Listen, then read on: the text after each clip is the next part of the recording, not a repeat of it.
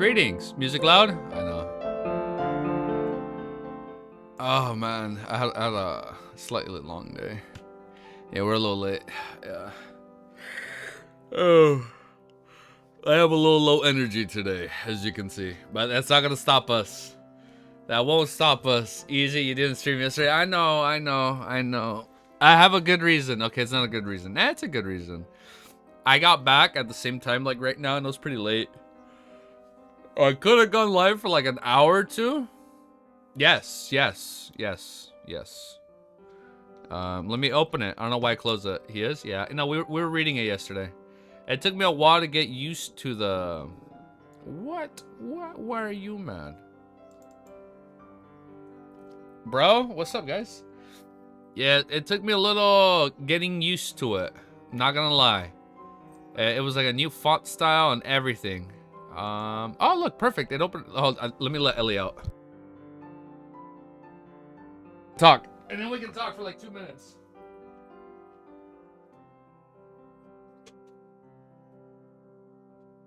Ugh. Yeah, I think the goal today is just gonna be 5. Bonjour. What's up? Yo, Geeky, got a new song for this volume 5? Bet. Send it my way. Add it to the domain? Alright, I'll look at it right now. Yeah, I think today we're just gonna do 5 quick chapters and then we're gonna end in rest. And then the reason I didn't stream yesterday, I had like an hour or two of free time when I got back. I should have gone live, but you know what I did? I beat Act 1 of oh my god, I'm so out of it. I beat Act 1 of Expedition 33. What are you playing Expedition 33 again?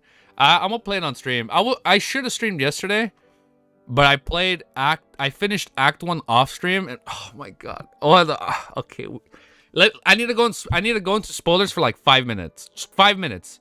It'll probably be like 2 minutes. You got dude. Bro, oh my god, dude. Oh my god. I was so fucking mad, bro. I was livid. I literally wanted to drop the game. Why? That... Oh, I should have left my ringtone going to see if that got copyrighted or not. That'd be funny. I fucking knew it, bro. I knew that was gonna happen. Oh my god. Guys, I might be cooked. I saw a video of a guy talking about the Rio Tutor dynasty and I thought he was talking about the illicit tutor. The anger is so understandable. Bro, it's like, I was so fucking mad. Someone spoiled... No. No one spoiled me. I finished Act 1 by myself. I made it easy. Someone tell me when he stops talking spoilers. Okay, I'll keep my hand up for spoilers. When I put my hand down, we're good. But my hand's up, X. So, let me put my hand here. So for Act 1, I fucking knew it. I didn't know they were gonna at the end of Act 1, right? I had a strange feeling when I saw the menus for him, like his skills. I thought his skills were locked. I'm like, that's weird. Why are his skills locked? I assumed his skills would have changed. Like I was under the idea maybe he'd get a new arm and then he'd get a new set of skills. All right, mute this part. Yeah, he's not. Yeah. So I'll keep my hand up for spoilers. And like, dude, I started crying. I'm getting teary-eyed. I was so fucking mad. I'll hand up for spoilers when the hand comes out. Yeah, it's good. I started crying, dude. It's like, oh, I'm getting emotional just thinking about it, dude. Dude, so it's like, it was so bad. I started crying. I got so emotional. I'm so, look. It's like, look at that, dude. After the 2 men were just talking with his body. And you know what fucking pissed me off, Romero? I don't even like Verso.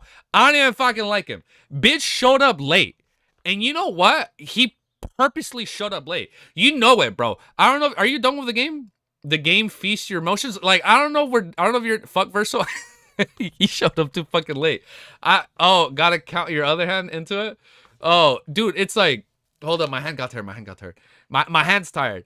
Dude, I don't know. He's sus as fuck. 2 minutes late. Dude, I don't know what's his scheme.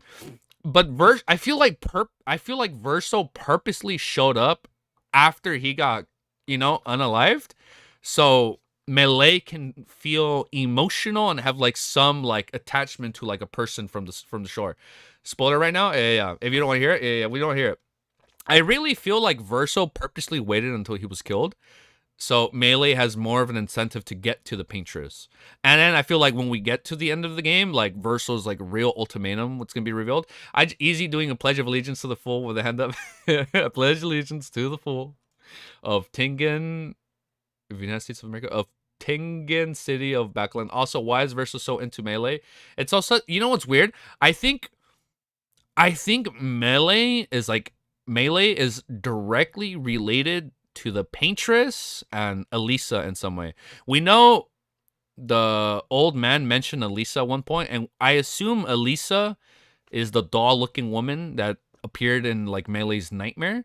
So like the doll-like woman, the doll-like kid, Melee, and the Paintress, they're all connected in some way, right? I wonder what he's talking about. They have to be related in some way, shape, or form. Saying melee is criminal. I don't know how to pronounce it. I've just been saying melee. Oh no, Malay. I feel like Malay is related to the Paintress in some way, and we know Verso said, "I don't want the Paintress to paint again." Right? Like this is gonna be the last time she paints. So I feel like he wanted Gustav to die in order for Malay to have. It's not Malay. No, they say Malay. It just, dude, I loved Gustav so much that when he died, bro, I started crying, man. I got so emotional. I'm so glad. It's all right. We're done with spoilers, but I think I got as emotional as I got towards the end of Volume 1. Gustav was a go. Like, dude, I got just as emotional as I was at the end of Volume 1. Like, it was pretty bad. I know if I streamed it, I would have fucking turned off the camera, bro. We good? Yeah, we're good. We're good. Just I would have turned off the camera if I was streaming. Finally, I'm not deaf. Oh my god, it's such a fucking good game, and I don't even want to play Act 2. I don't even want to play. I assume it's a good game. The game was so good, I got really fucking mad. Like that's how good the game is. It got me heated. The game was so good, it got me fucking heated. Okay, now before we start, let me open up the chapter. Okay, we're at 492. Yeah, I think today the goal is 5 chapters and then we're gonna rest because I did have a slightly long, overwhelming day. But it's okay. That's not gonna stop us. I do need some rest because I have a slight headache. But let me just pop out chat so I can see all your beautiful messages. We're gonna get music ready. Why would you do that, Cammy? What did Cammy do? He left? Because it's funny? What's funny? Who's Gustav? I'm just saying, you guys, why isn't, hold up, my chat's not, why isn't it working? I'm trying to make chat bigger. Dude, I can't believe there was a guy called German Sparrow from the very beginning in chat. Is German Sparrow watching right now, by the way? There's been some fucking dude called German Sparrow from the very beginning Romero. I was gonna say, if you can remove his name, because I realized people weren't able to send Klein's new identity because I think you muted the word so nobody could spoil it. Mr. Sparrow to you. Yeah, like nobody was able to say the word yeah. Oh, I don't know if you removed it. Yeah, if you removed it, please. Yeah, because you fixed it? Okay. Yeah, because people weren't able to say his name, Mr. It was pretty funny. And dude, it took us so long to pronounce it. Alright, let me just shorten this. Because I realized I can't have the text all the way down because I feel weird when I'm reading all the way down there. So I'm gonna do it like this. So I don't look too far down. Alright. Let me get my music ready. I know I played classical for a little bit. There's other future characters' names in chat, but we told them to change their names. Okay. Oh, there's other future ones? Okay, for sure. Thank you. Alright, let me just get my music. I need to listen to Expedition 33 music right now. I'm like in love with this game. For a sec, but we're good. Lag, yeah, lag. Stream crashed. I need to update OBS. OBS didn't update. But we're good. Let me make this a little bit bigger. You know, I think this is a new, I think this is better. Having chat, like, up here and then art. So now we're kind of like, I feel like it's kind of more full screen. John Bloodborne attacking the stream. Yeah, let's keep reading. Yeah, so I think the goal today is just 5 chapters. I'm gonna in and out. We're gonna rest. I can't stream tomorrow. I'll see if I can stream later at night. If not, Saturday or Sunday, I'm gonna just try and stream for like a couple hours. I'm gonna mix it up though. I'm gonna play for a little bit just so I can kind of like cool down, take my mind off. Or if it's cool, I might just do like 5 chapters. What's the OST name when Gomage started? I think it was Lumiere. Or I think it was Gustav's theme, right? Hold up, before we start. I think it was this one. Do I not have Gustav's? I think it was Gustav's. And also, what I find really crazy about this game, the first track on their playlist is called Alicia. And we know the old man mentioned that name. So I'm trying to... And we know that's probably her in the cover of the music album. So I'm trying to see, like, how important of a character she is. And, like, how she ties into the overall story. But here. Yeah, it started with Alicia, and then I think I went to Gustav.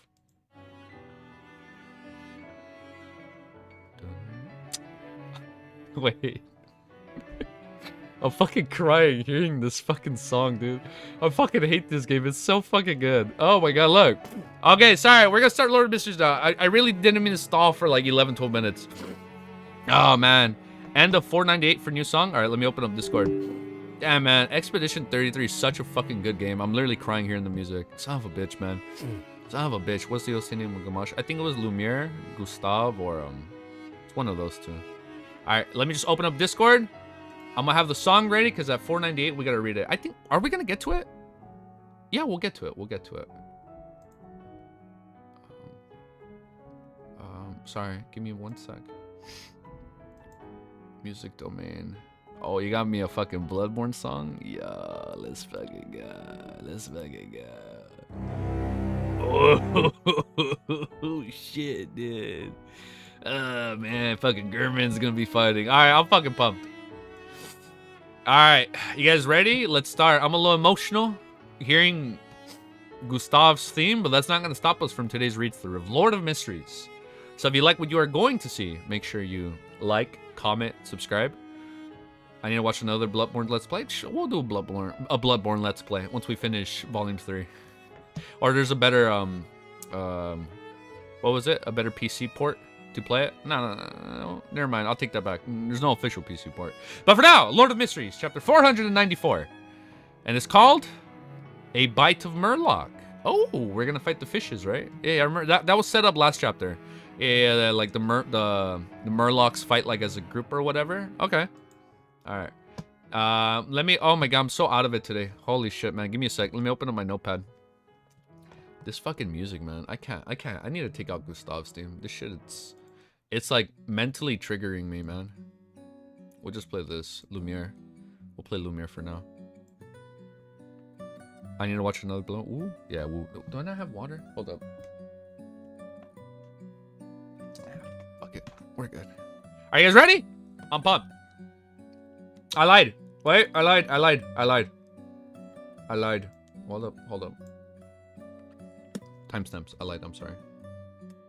Son of a bitch. I should not bite my nose on stream. Bad habit. 0 minutes. 43 seconds. Son of a bitch, man. I can't type. Sorry. 0 minutes. 43 seconds. It's called chapter 494, A Bite of Murloc. I lied, classic. Wait, what? No. We didn't lie. We didn't lie. I want to just like Audrey cosplay. No, they're all still on the table. Now gaslight. No, we're not gaslighting. I want to go through all the because there's a lot of tracks. Okay, hold up. I'm gonna walk that back. All right, because of your username, I got you. I didn't lie. Hold up, I got you. Because of you, I'll go back. I like Bach, or however you pronounce it. Bach is a good song. Let's continue. Oh, this is a good start for the Red Moon. All right, I really hope it doesn't get picked up because we haven't tested it, so we're just gonna play it. What's gaslighting? Never heard of it. Never have ever. Just play this for now. Let me put it this. Ready? Ready. Chapter 494. A bite. So we're good. No, maybe. Yes, no, maybe so. We're back. Gaslighting, bruh. We're back. Lag 2. Yeah, okay, we're good though. It stopped. We're good. Yeah, we're good now? Okay, we're good. All right, we're good now. The red moon hung high in the sky. It's because we play classical username. They like the internet just knew like, oh, he's gonna play classical. We got crash the stream. The red moon hung high in the sky as Klein walked over to the Donna and Denton and squatted down beside them. Cecile and female comrade of Cleves let out a sigh of relief. She picked up the rifle on the deck, bent down, and quickly walked in another direction. She opened up in a distance of about 10 meters from the peppered pig's organs. Wow, I can't read today. I'm sorry. Give me a sec. It's gonna take a chapter. It's gonna take a chapter, and we'll bounce back in.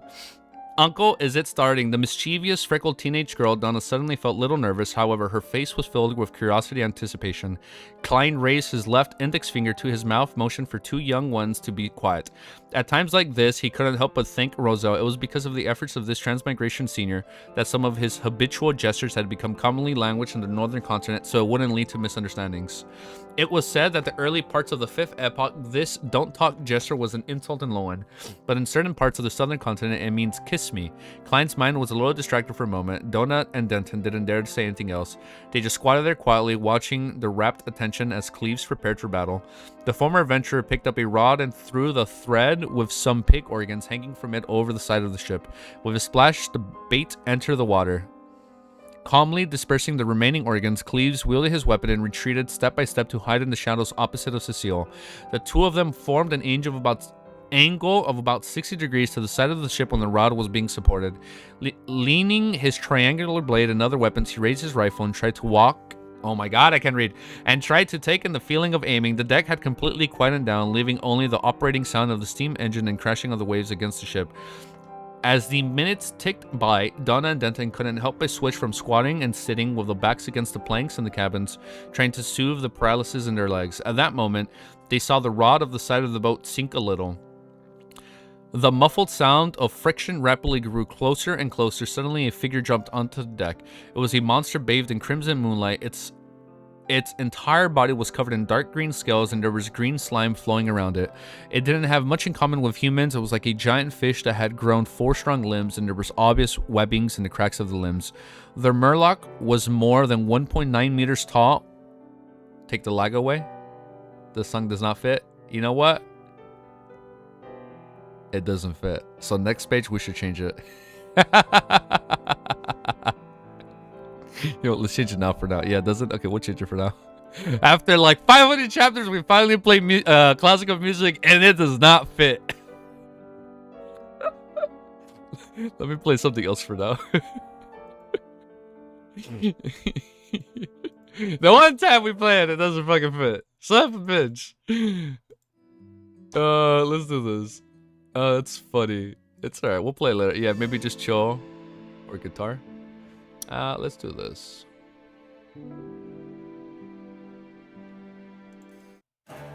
No turning back. We'll play this. The one time username wins, he loses. Wait, I didn't say that username, he did. But it's true, the one time we played it. The one time I finally fucking played it, I'm like, wait, it doesn't fit right now. Let's wait. Don't worry, you know what? I think I'm gonna play classical now every time it cuts to Audrey. Yeah, I think that's what I'm gonna do. There's this one song called like White Lady from not Plague's Tale. From oh, it's called The White Lady from Hollow Knight. That one kind of fits. We'll play this for now. Okay, let's play this. Let's see if this fits. All right, now let's reread it with music that should hopefully better fit the mood of the chapter. The muffled sound of friction rapidly grew closer and closer. Suddenly, a figure jumped onto the deck. It was a monster bathed in crimson moonlight. Its entire body was covered in dark green scales, and there was a green slime flowing around it. It didn't have much in common with humans. It was like a giant fish that had grown 4 strong limbs, and there was obvious webbings in the cracks of its limbs. The Murloc was more than 1.9 meters tall, with round eyes and gills on its cheeks. It looked like demons from Legends, making Donna cover her mouth to prevent herself from screaming. At the same time, she covered the mouth of her brother Denton as well. Good thinking, Klein smiled to himself as he's carefully examined the Murloc. Unlike the sailor rampager he had seen before, real Murlocs didn't have human-like brains. They were pure monsters.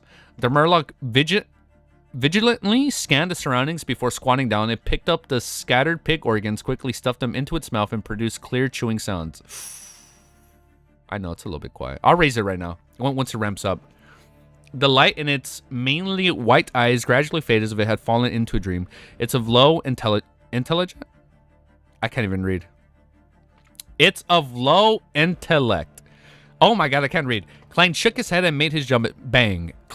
Cleves pulled the trigger and a bullet flew out from the rifle. It instantly struck the Murloc's chest, causing its scales to shatter and blood to splatter. Wow. The merman let out a cry which sounded like a child, and it threw itself at Cleves, who was hidden in the shadows. It was as fast as a steam train. At this moment, Cecile, who was in another position, opened fire as well. Bang. I scrolled down too much. I gotta get used to the scrolling now on this. The bullet from the rifle struck Murloc's ribs, causing many scales to scatter and the tall figures to stagger. The Murloc, who was eating the pepper granules, became visibly sluggish. It stopped, unsure of which enemy to attack first. And this gave Cleves and Cecile a chance to calmly reload. They took aim again and pulled the triggers. Bang, bang. The sprays of blood bloomed in succession. The pain caused the Murloc's eyes to regain its lucidity. Let me lower down just a smidge more. It flipped and pounced, dodging the follow-up shots, and closed in on Cleves as if it was unhurt. Cleves methodically put down the rifle in his hand and picked up the triangular blade that was leaning in his side. Instead of dodging, he leapt forward and rolled to the side of the Murloc. The triangular blade in his hand ruthlessly and accurately pierced into the air where the scales of the side of his prey were shattered. The Murloc spun around abruptly, bringing with its a gust of wind and forcibly threw the triangular blade along with Cleves out, causing the former venture to crash onto the deck. What? He fell because of a fish? What? I thought he was supposed to be badass. Wait, hold up. I don't hear any music for real. I'll put it up. No, what? You guys don't hear it? I can hear it. I see it on my end. It's like at least half of my voice, right?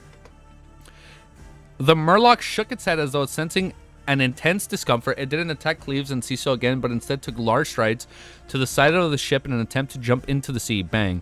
Cecile's bullets hit it again, creating blood to blossom again. Not yet is a goat. Not yet. Not everyone is a goat like Klein. True. He is the goat.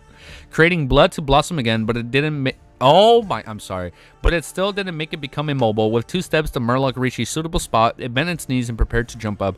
However, its body was too weak to exert its full strength. The distance it had jumped was obvious not enough, so it can only land on the inner sides of the ship. Bang. The Murloc bore the brunt of the damage and tried to flip over to the side.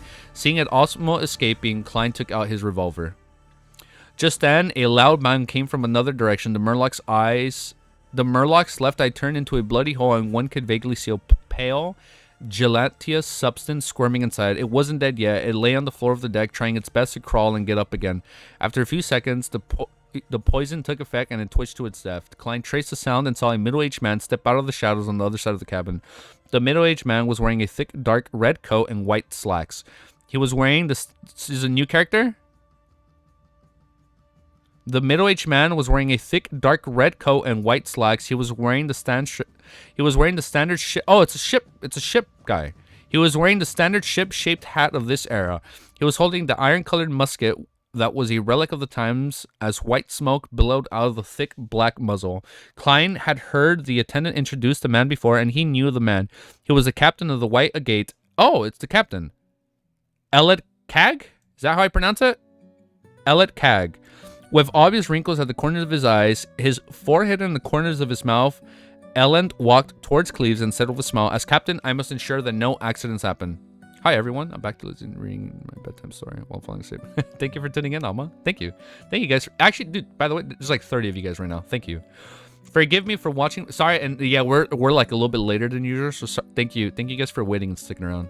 Forgive me for watching, and I'm sorry I'm a little bit out of it. Sorry. Yeah, sorry, a little out of it today. Forgive me for watching by the side all this time. Cleves had already stood up. He didn't betray his motions. This is your ship. According to the convention, you have the right to share in the spoils. Ellen turned his head to look at Klein and the others and said with a smile, "The next resupply of water and food is in 2 days' time. You'll have to think of a way to preserve the Morlock's corpse." Yeah, why are we preserving the corpse? How about this? Sell it to me as a cheaper price. The difference is a reward I deserve. This is the best solution. Cleves and Cecile exchanged glances and agreed to Ellen's request. For 130 pounds, it's all yours. The Murloc oh, it's a Beyonder ingredient. Duh, and sailors normally need it. The Murloc Beyonder ingredients has a market price of 150 to 200 pounds. Considering the other parts were spirituality, 130 pounds is indeed cheap. However, this is the only thing Cleves and Cecile can do. This is the Ellen ship, and he had a large group of armed sailors and crew to help him. If the negotiations break down, they could sink everyone here into the sea within minutes. Really? Preserve to sell it. Yeah, so they would sell it when they get to like mainland or whatever. Okay, that makes sense. Of course, because I forgot it's they can use it as like a sailor ingredient. Of course, it's under the premise that I don't evolve myself. Yes, it can be seen that Cleves and Cecile aren't beyonders, at least not beyonders of combat and shooting domains. As for Ellen, I find it suspect. Klein stood up and listened to the deal.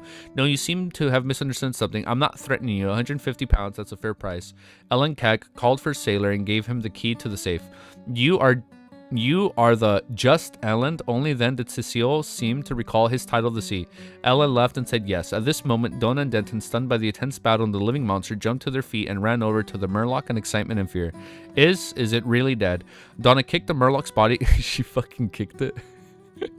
Donna kicked the Murloc's body with her toe, then she jumped away and hid behind her younger brother as if she was afraid it would revive.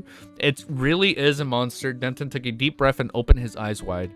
There are many monsters at sea. Apart from having 4 limbs and being able to stand, Murlocs have no similarities to human. Ellen smiled gently. He squatted down and took out a knife, slicing the cheek beneath the Murloc's eye, revealing white, tender skin that was tainted with some red. The most delicious part of the Murloc's body is suitable for eating it raw. Ellen carefully sliced a piece of flesh and handed it to Donna. You remind me of my daughter. Unfortunately, she's grown up and has a family of her own. Oh, okay. I don't dare to eat it. Donna then looked at the thin silver sliver of flesh held at the tip of the knife. Ha, which of you wants to try it? Ellen laughed and looked around. After confirming that there were no warnings from his spiritual intuition, Klein nodded. I'm very curious. Ellen immediately handed him the knife. Give it a try. On the land, even nobles may not necessarily have a chance to eat it. These Murlocs are fish monsters. They can be understood as mutated types of fish. He was trying to dispel the siblings' fears. Oh, so it's like how humans are mutants. They're fish mutants, right? Is that accurate? Yo, easy, dap me up. Dapped up, bro. What's up? He was trying to dispel the siblings' fears. Klein wanted to ask if there was any wasabi, soy sauce, or any other condiments, but seeing that the other party didn't mention it, he was afraid to appear ignorant. He took the knife, bit into the bloody flesh, and swallowed it. It was a feeling of flesh that instantly melted in his mouth. The taste of blood was very faint, giving it an appropriate salty taste. It perfectly set off the fresh and sweet taste of the meat.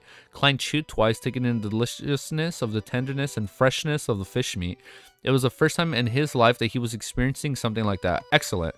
He wasn't stingy with his praises, and he gave a thumbs up. Donna watched the whole thing with curiosity, suddenly interested in the flesh on the Murloc's cheeks. This overwhelmed her fear and disgust, and she suggested the idea of trying. Ellen fulfilled her request and smiled as he watched her tightly close her eyes and her face scrunch into a grimace as she bit into the meat. Donna's expression gradually relaxed and she quickly opened her eyes. She excitedly praised an indescribable delicacy. She spurred the things into action as Denton, Cecile, and the others shared the little chunks of cheek meat. Eating it satisfied them. I cannot read. Eating it satisfied them, but it also made them dissatisfied. They are satisfied but dissatisfied. Sashimi, really? I've never had sashimi. They were satisfied with the taste, but they were dissatisfied with the quantity. Oh, they wanted more. Seeing that Ellen had eaten the last piece, Cleves pointed at the Murloc's body and said, the meat around the ribs is suitable for frying, while the belly meat should be roasted. The other parts taste bad. I share your thoughts, Ellen said with a chuckle. I have the chef prepare it immediately. On such a night, we should enjoy good food and wine together and exchange the legends at sea. It's a very enjoyable matter. I'm looking forward to it. However, why did a perfectly fine hunt turn into a delicacy exchange? Klein swallowed his saliva. This dude wants more, dude. This dude's hungry. He's like, hand me the wasabi. Give me the fucking wasabi, dude. I'm fucking hungry. All right, timestamp. Let's do the next chapter. Yeah, man. I'm sorry. Here, as we pause the video, I'm sorry I'm a little low energy today. Yeah, I'm definitely low energy. I'm not gonna. I'll be honest. I don't think I'm gonna be able to give it my all today. But let's do this. And I know I wasn't streaming tomorrow, but I'm gonna do my best and go live for a little bit. And I'm gonna do my best to go live Saturday and Sunday, like at like 8 hours early or so, just so we can read a little bit. That way I don't leave you guys hanging. And I'm not sure we'll be able to read SSS, but I mean, we'll find out. We'll find out this week. All right, timestamp is ready. We read 494, and I fucking forgot to update up here. So we did 4, right? Yeah, we did 4. So we're at 5. Shit, I forgot to update it. All right, next chapter. Let me lower this for you guys. As I put this a little bit louder for me. Hold up. Sashimi is quite good, but it definitely isn't something to eat on a regular basis. Like, I know when I was in Japan, the one thing I didn't really eat was sushi. I fucking had ramen every single fucking day I could. Breakfast, dinner, lunch. If I can get some ramen, I will get me some ramen. Sushi was surprisingly the one thing I didn't eat over there, or whatever sashimi is. It sounds like sushi, or it sounds like something fish related. All right, but copy paste. I was just a sucker for ramen over there. It was so cheap and delicious. Didn't bro eat McDonald's? McDonald's was my second meal. Easy Geeky Naruto confirmed. Bro, I love Naruto. I don't know if I've said that. Just raw fish, no rice. Oh hell no, I can't eat that. I'm gonna get salmonella, bro. I need to cook my food. Stop lying. My second meal was McDonald's. My first meal in Japan was chicken karaage that I bought from a sweet lady, like selling from a little stall. So we had chicken karaage. The majority that I ate was ramen. It's just so good. It's not really. You know what? Hold up. Before I forget, I haven't uploaded one more video from Japan. I was able to snippet 740 videos that I recorded in Japan into half a second. So I did a half a second of every single video that I took in Japan, and it came out to like 6-7 minutes long. Fami chicken abroad in Japan, bro. Nah, Fami chicken ain't even that hype, bro. You know what was the best fucking chicken? Was Lawson's, bro. Family Mart, it's overhyped. 7-Eleven chicken, overhyped. Lawson's chicken. When you guys go to Japan, bro, get a Lawson's piece of chicken. Oh my fucking god, bro. The outside is so crusty and crunchy, and then the inside is so sweet, juicy. Oh my god, bro. I'm like salivating just thinking about it. Lawson, fuck, man. I gotta stop thinking about it. I want to go to Japan just to eat more Lawson's chicken. I would buy a Lawson's chicken every single fucking time I could. Like half the time I didn't even have proper meals. I'd just be walking, exploring, like, oh, Lawson's chicken, and then I go about my day, and then just eat snacks throughout the day. It was so fun. I should have stalling like a tricky. I know. I'm sorry. I actually got a little hyped, even though I'm low energy. That kind of got me a little more excited. All right, sorry. I'll chill now. I'll chill. All right, next chapter. You guys ready? Next chapter, because we're not stopping. No, I've never had sashimi. I don't know what's sashimi. I'll look it up. But chapter 495 is called Legend of Treasure. The One Piece. Above the deck, there was an extra layer of asbestos beneath the grill to prevent the coal sparks from being blown out by the wind and scorching the surface of the ship. I almost read that wrong. The fat cook, wearing an apron and a tall white hat invented by Roselle, used a fine brush to constantly apply a seasoning created from a secret recipe. Basil, fennel, sea salt, pepper, and lemon juice to the long white strips of fish, and frequently flipped them over to ensure that both sides were evenly heated.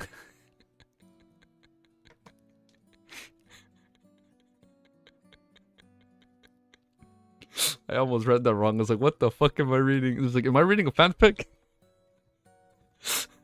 Thank God we didn't read that. I'm not wearing my glasses, as you can see. I haven't been wearing my glasses for a really long time when I'm reading.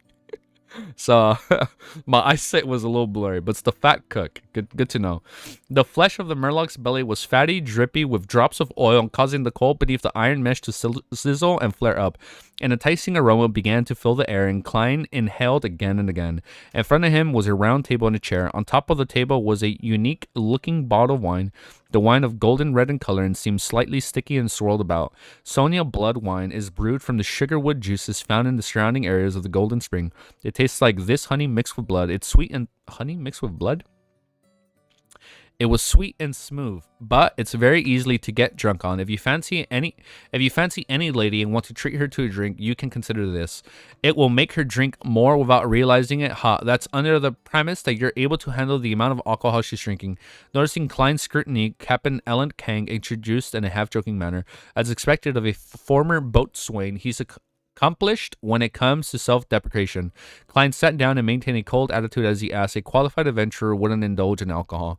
Cleves, who was beside him, nodded. Only when you return home will the adventurers allow themselves to drink.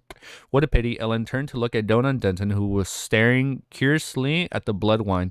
He laughed and said, "This isn't something that underage children should experience. I've had it before. It tastes really good. Why is she drinking already? Donna retorted immediately. It's just that I fell asleep without realizing it and slept an entire afternoon. I remember that you drank 2 cups that time. The little gentleman, Denton said enviously. What? Ellen didn't satisfy their cravings and instead ordered a cup of sweet iced tea for each of the siblings and casually explained, there are a lot of Southerners on this ship. Denton retracted his disappointed gaze and looked at the Murlocs, which had its valuable materials taken away. He said rather innocently, wow, the music is really low. He said rather innocently, actually, it's not scary. It's just bigger, uglier fish with 4 limbs. Donna shot a glance at her younger brother. Congratulations, you finally recognize the essence of it. She then looked eagerly at Cleves and Ellen. Uncle, there are many of these monsters in the sea. Murlocs didn't possess beyond our powers, which were beyond our imagination. In the eyes of ordinary people, they were akin to ferocious beasts at sea or a living example of the legendary monsters. Ellen chuckled and said, no, in the main sea route and surrounding seas, there are very few monsters like this.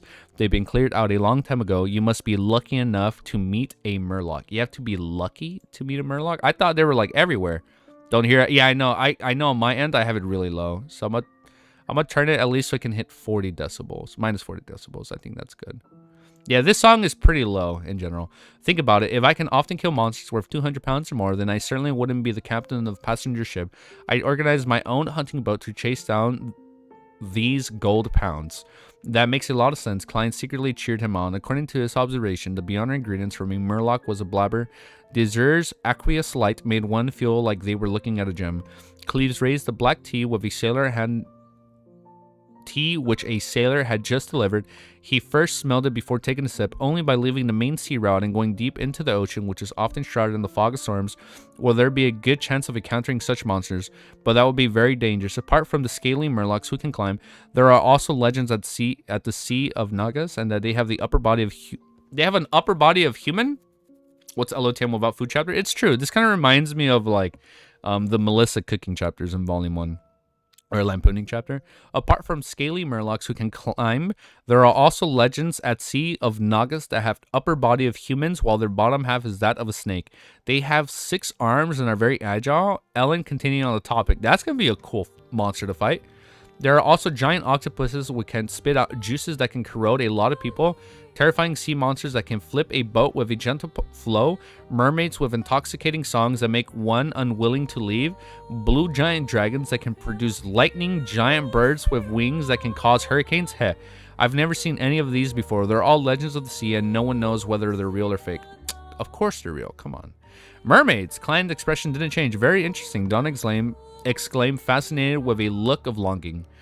Denton looked around and seeing that Klein hadn't spoken, he curiously asked, Uncle, yours an adventurer too.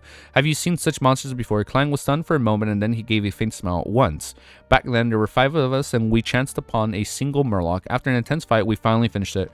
This was a real experience of his Tingan City. It was also his first encounter with an official Beyonder who had lost control. At that time, oh, you're right. Oh, really? That's cool. Wait, yeah, hold up. Once back then, there were... Oh, wait, let me read back. Denton looked around and seeing that Klein had spoken, he curiously asked, Uncle, you're an adventurer too. Have you seen such monsters before? Klein was stunned for a moment and then he gave a faint smile. Once, back then, there were 5 of us. We chanced upon a single Murloc. After an intense fight, we finally finished it. This was a real experience of his in Tingan City. It was also his first encounter with an official Beyonder who had lost control. At that time, he and old Neil had helped to eliminate a mutated sailor at the request of the Swain, the old owner of the evil dragon bar. Thinking of it, Klein felt nostalgic and wistful. The color of sharp expression on his face couldn't help but soften significantly. 5 people, while asking Donna secretly counted the number of people who had been involved in the battle. 1, 2, 3. She had discovered that only 3 people had taken action to kill Murloc.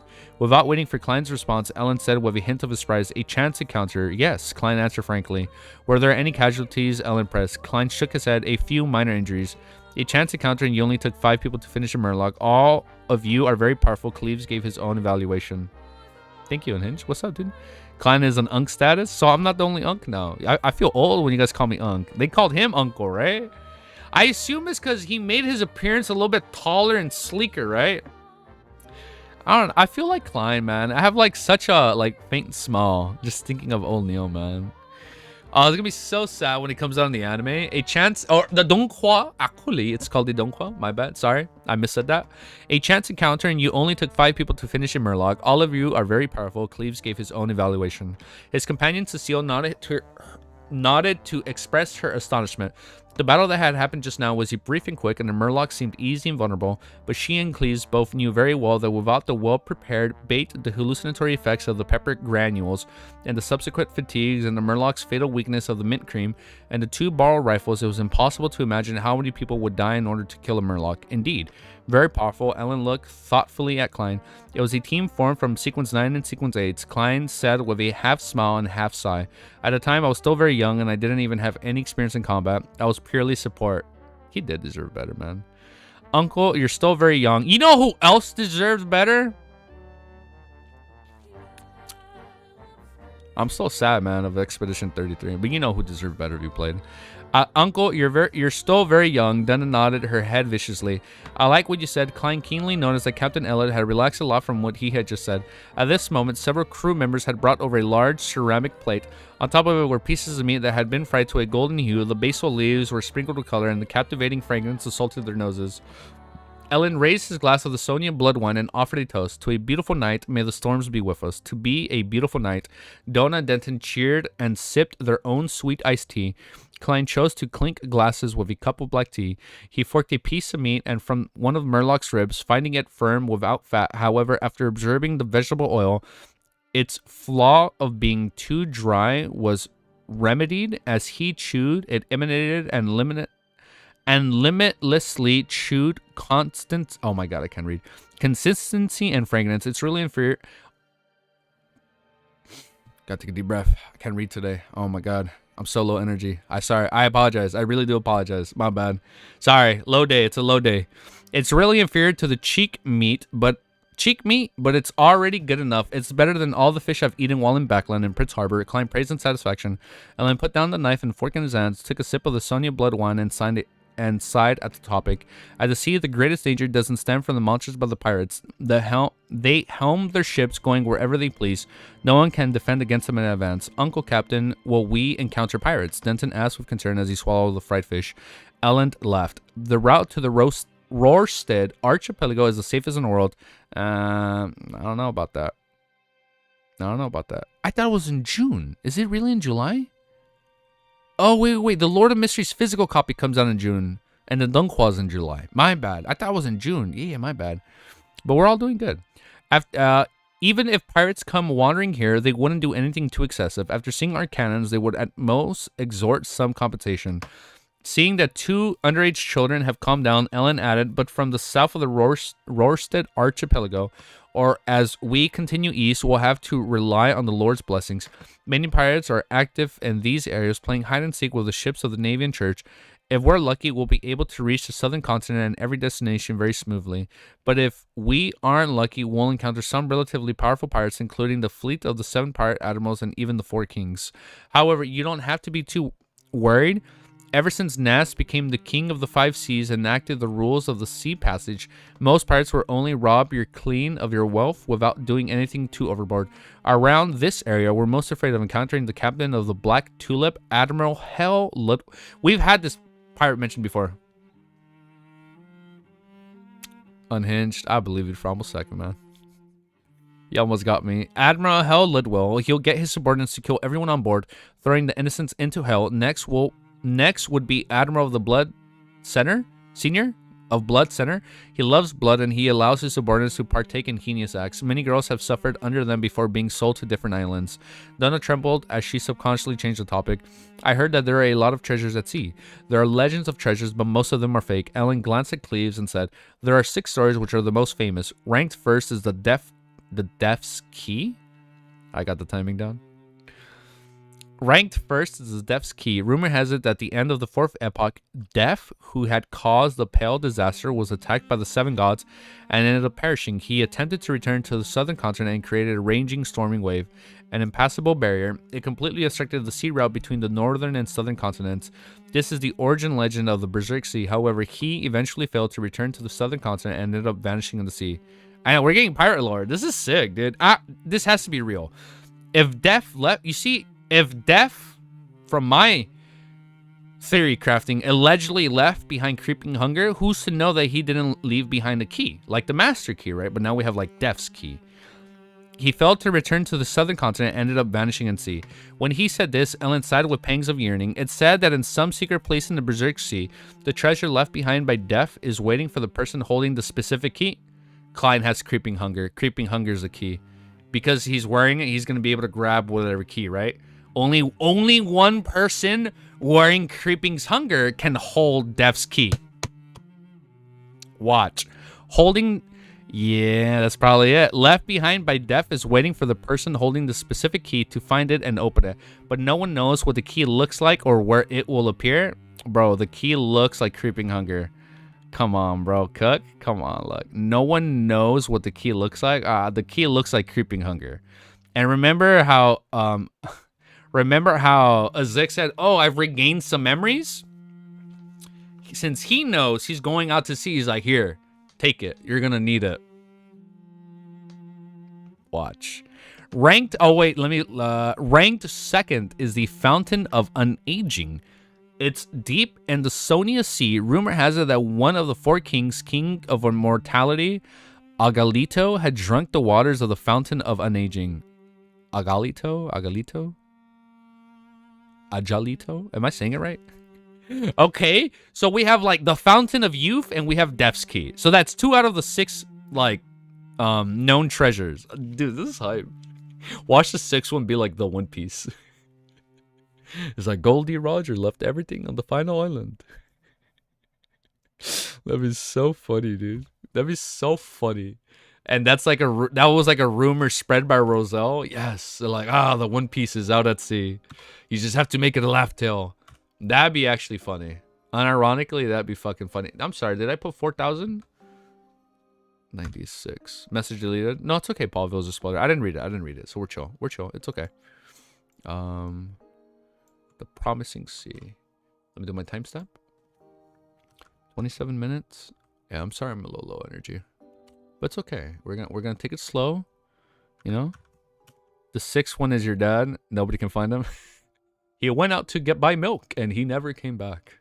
I forgot what comedian I was watching, but an audience said like a joke, and then I think he said something along the line like, yeah, your dad went for milk, or whatever, and everybody started cracking up. I'm like, that was a fucked up joke, but it was kind of funny. Alright, next chapter. The Promising Sea. And not to make light of the situation, because that is a serious thing, like, you know, when someone leaves, but... That joke was hardcore. I'm like, damn, the timing. The real One Piece was the friends we met along the way. I'd be so mad. 6th treasure. Yes, actually, yes. I think that's better. The 6th treasure of the sea is Audrey's cosplay. Will Easy Geeky wear the Audrey cosplay? You will have to find out. Stay tuned and find out. All right, next chapter. 496 is called The Promising Sea. All right. Fountain of Unaging. Will you really gain eternal youth if you drink it? Donna widened her eyes and asked curiously. Maybe lower the music down a bit. She didn't have any feelings of anticipation because she was still young enough. Ellen didn't answer at once, and instead he forked a piece of fried murloc rib meat, tore it into 2 bites, and took a sip of the Sonia wine. This is, I'm sorry, is... It's the 6th wonder of the world. Sorry if it's lagging. I'm sorry if it's lagging. Ellen didn't answer at once, and instead he forked a piece of fried murloc rib meat, tore into it in 2 bites, and took a sip of the Sonia wine. The sweet and smooth taste had completely nullified the cloyed taste of fried oil. His eyes were half closed, and he looked like a gourmet. After pondering for a few seconds, he slowly answered Donna's questions. I don't know if there's a fountain of unaging, nor am I certain that the king of immortality, Agalito, drank its water. I butchered that pronunciation. I only know one thing, and that is... that when I was very young, I heard the legend of this pirate king. Come on. It's just like how King of the Five Seas Nast seems to live forever. No, it's because they're Beyonders. Yeah, no, it did. I think it probably buffered on my end too a little bit. I saw the pop-up. Their beards must be very long, extending beyond than their chests. Denton gave his opinion. In fact, the King of the Five Seas Nast had a beard that only reaches below his neck. He sits on a deck, draped in black splendid robes with silver ends. He wears a crown that's 2 times taller than his head, and he overlooks everything like a deity. Ellen's tone gradually lowered, as though his memories had entered a quagmire. and he was unable to extract himself. Uncle Captain, let me lower the volume down a bit. Uncle Captain, have you ever met the king of the five seas? Donna asked excitedly. This was the most legendary pirate. His name traveled through the seas, and even the children of the port cities knew his name. Whole generations of people grew up listening to the stories about him. In a sense, many people view Nass as a true pirate king. I remember, my true pirate king is Goldie Roger. Come on, man. Luffy transmigrated on the Elotium world. I'm so hyped to read this arc. I'm so hyped for a pirate arc. Have I not been saying this since Volume 2? That Volume 3 would be like a pirate arc or whatever. This is so cool, dude. I don't know if I specifically said Volume 3, but I was like, one volume has to be out at sea when we find like a mermaid. In a sense, many people view Nass as a true pirate king. I remember one of the conditions for advancement for Black Emperor. It is to equate one's name of Emperor and entrenching it deep into the hearts of people. Is this an earlier simplified version of an attempt? I wonder what sequence the King of the Five Seas is at now. Although Klein was focused on sampling the Murloc meat, his mind whirled as a result of the group's discussion. Faced with Donna's question, Ellen said with a sigh, "At the time, I was still very young and serving of William V.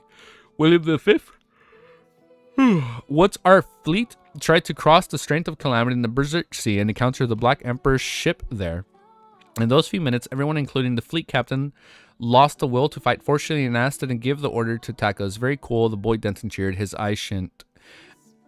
Elend didn't continue the topic. He smiled and said, as for the King of Mortality, Agalito, I've never met him in real life. I've only known that his bounty notice depicts a pale middle-aged man. How pale? Let me give an example of you so you can understand. It's like he's been dead for some time. A corpse which is just beginning to rot. Let me give an example you can understand. It's like he's been dead for some time. A corpse which is just beginning to rot. I'm sorry. But is he the result of oh my god, what's the thing that the hidden sage told old Neil? The ritual of bro's mugshot in his funeral poster is no, I forget what's the ritual. Thank you, Gito. I'm wondering if Nast the alchemical life ritual, and that's why he looks so pale and he looks like a walking corpse, bruh. Maybe because that has to come. This theory again, bro. There's going to be a character that did that, the alchemical life ritual, and Romero's trying to throw me off every time he hits me with a bruh, and I ain't gonna fall for that. I know it's gonna come up. All right, let's keep reading. When Donna and Denton heard this analogy, they subconsciously looked at the badly mutated Murloc's corpse and involuntarily quivered their throats. Of course, the important thing is a bounty notice isn't the looks, it's the bounty reward. And lo and lo, Agalito is worth 100,000 pounds. That's like Audrey's weekly salary at this point. And his bounty is the lowest among the four keys. Ellen diverted the topic and said, let's continue the stories about treasure. Rank 3rd is the inheritance of the Solomon Empire. In the 4th epoch, when the massive empire was dissolved and destroyed, the reality brought treasures that even the gods would be jealous of onto a ship. They steered it into the deep treasures that even the gods would be I'm rereading this line. They steered it deep into the Fox Sea, awaiting the opportunity to rebuild their dynasty. However, 500 years passed, 1,000 years passed, and 1,500 years passed, but it ultimately didn't appear. Okay. Rumor has it that the King of the Five Seas, Nass, inherited a part of the Solomon Empire's inheritance. No one knows if he's a descendant of the real Black Emperor. Cecile added with interest. Fox Sea, western shore of the northern continent. Donna thought back to her geography. Right, Cleves responded simply. West of the northern continent was the Fox Sea. To its east was the Sonia Sea. South was the Berserk Sea, and north was the North. And of course, north is the North Sea, and south is the South Sea. Oh wait, no. South was the Berserk Sea, and north was the North Sea. The east and the west sides of the southern continent were similar to the northern continent, while south of it was the Polar Sea. Together, they formed the Five Seas. The Alolan Kingdom was backed by the Hornicus mountain range, and that has to be volume 4 or 5. By Hornicus mountain range and the inland mid-sea shire. Its eastern face was the Sonia Sea, and it stretched south to Desi Bay. It occupied several of the excellent entrances to the Berserk Sea, but it didn't involve the Fog Sea. Is that so? Donna didn't have much interest in the faraway treasures, so she switched focus and asked, what about the 4th treasure? It belongs to the last empire of the 4th epoch, Turnsoest. Rumor has it that they built a huge ship the size of a city, and they transferred all their treasures onto it. Funny enough, their escape was of no use. Although the predetermined passengers of the crew didn't fail to arrive at the port in time, none of them survived. I'm sorry.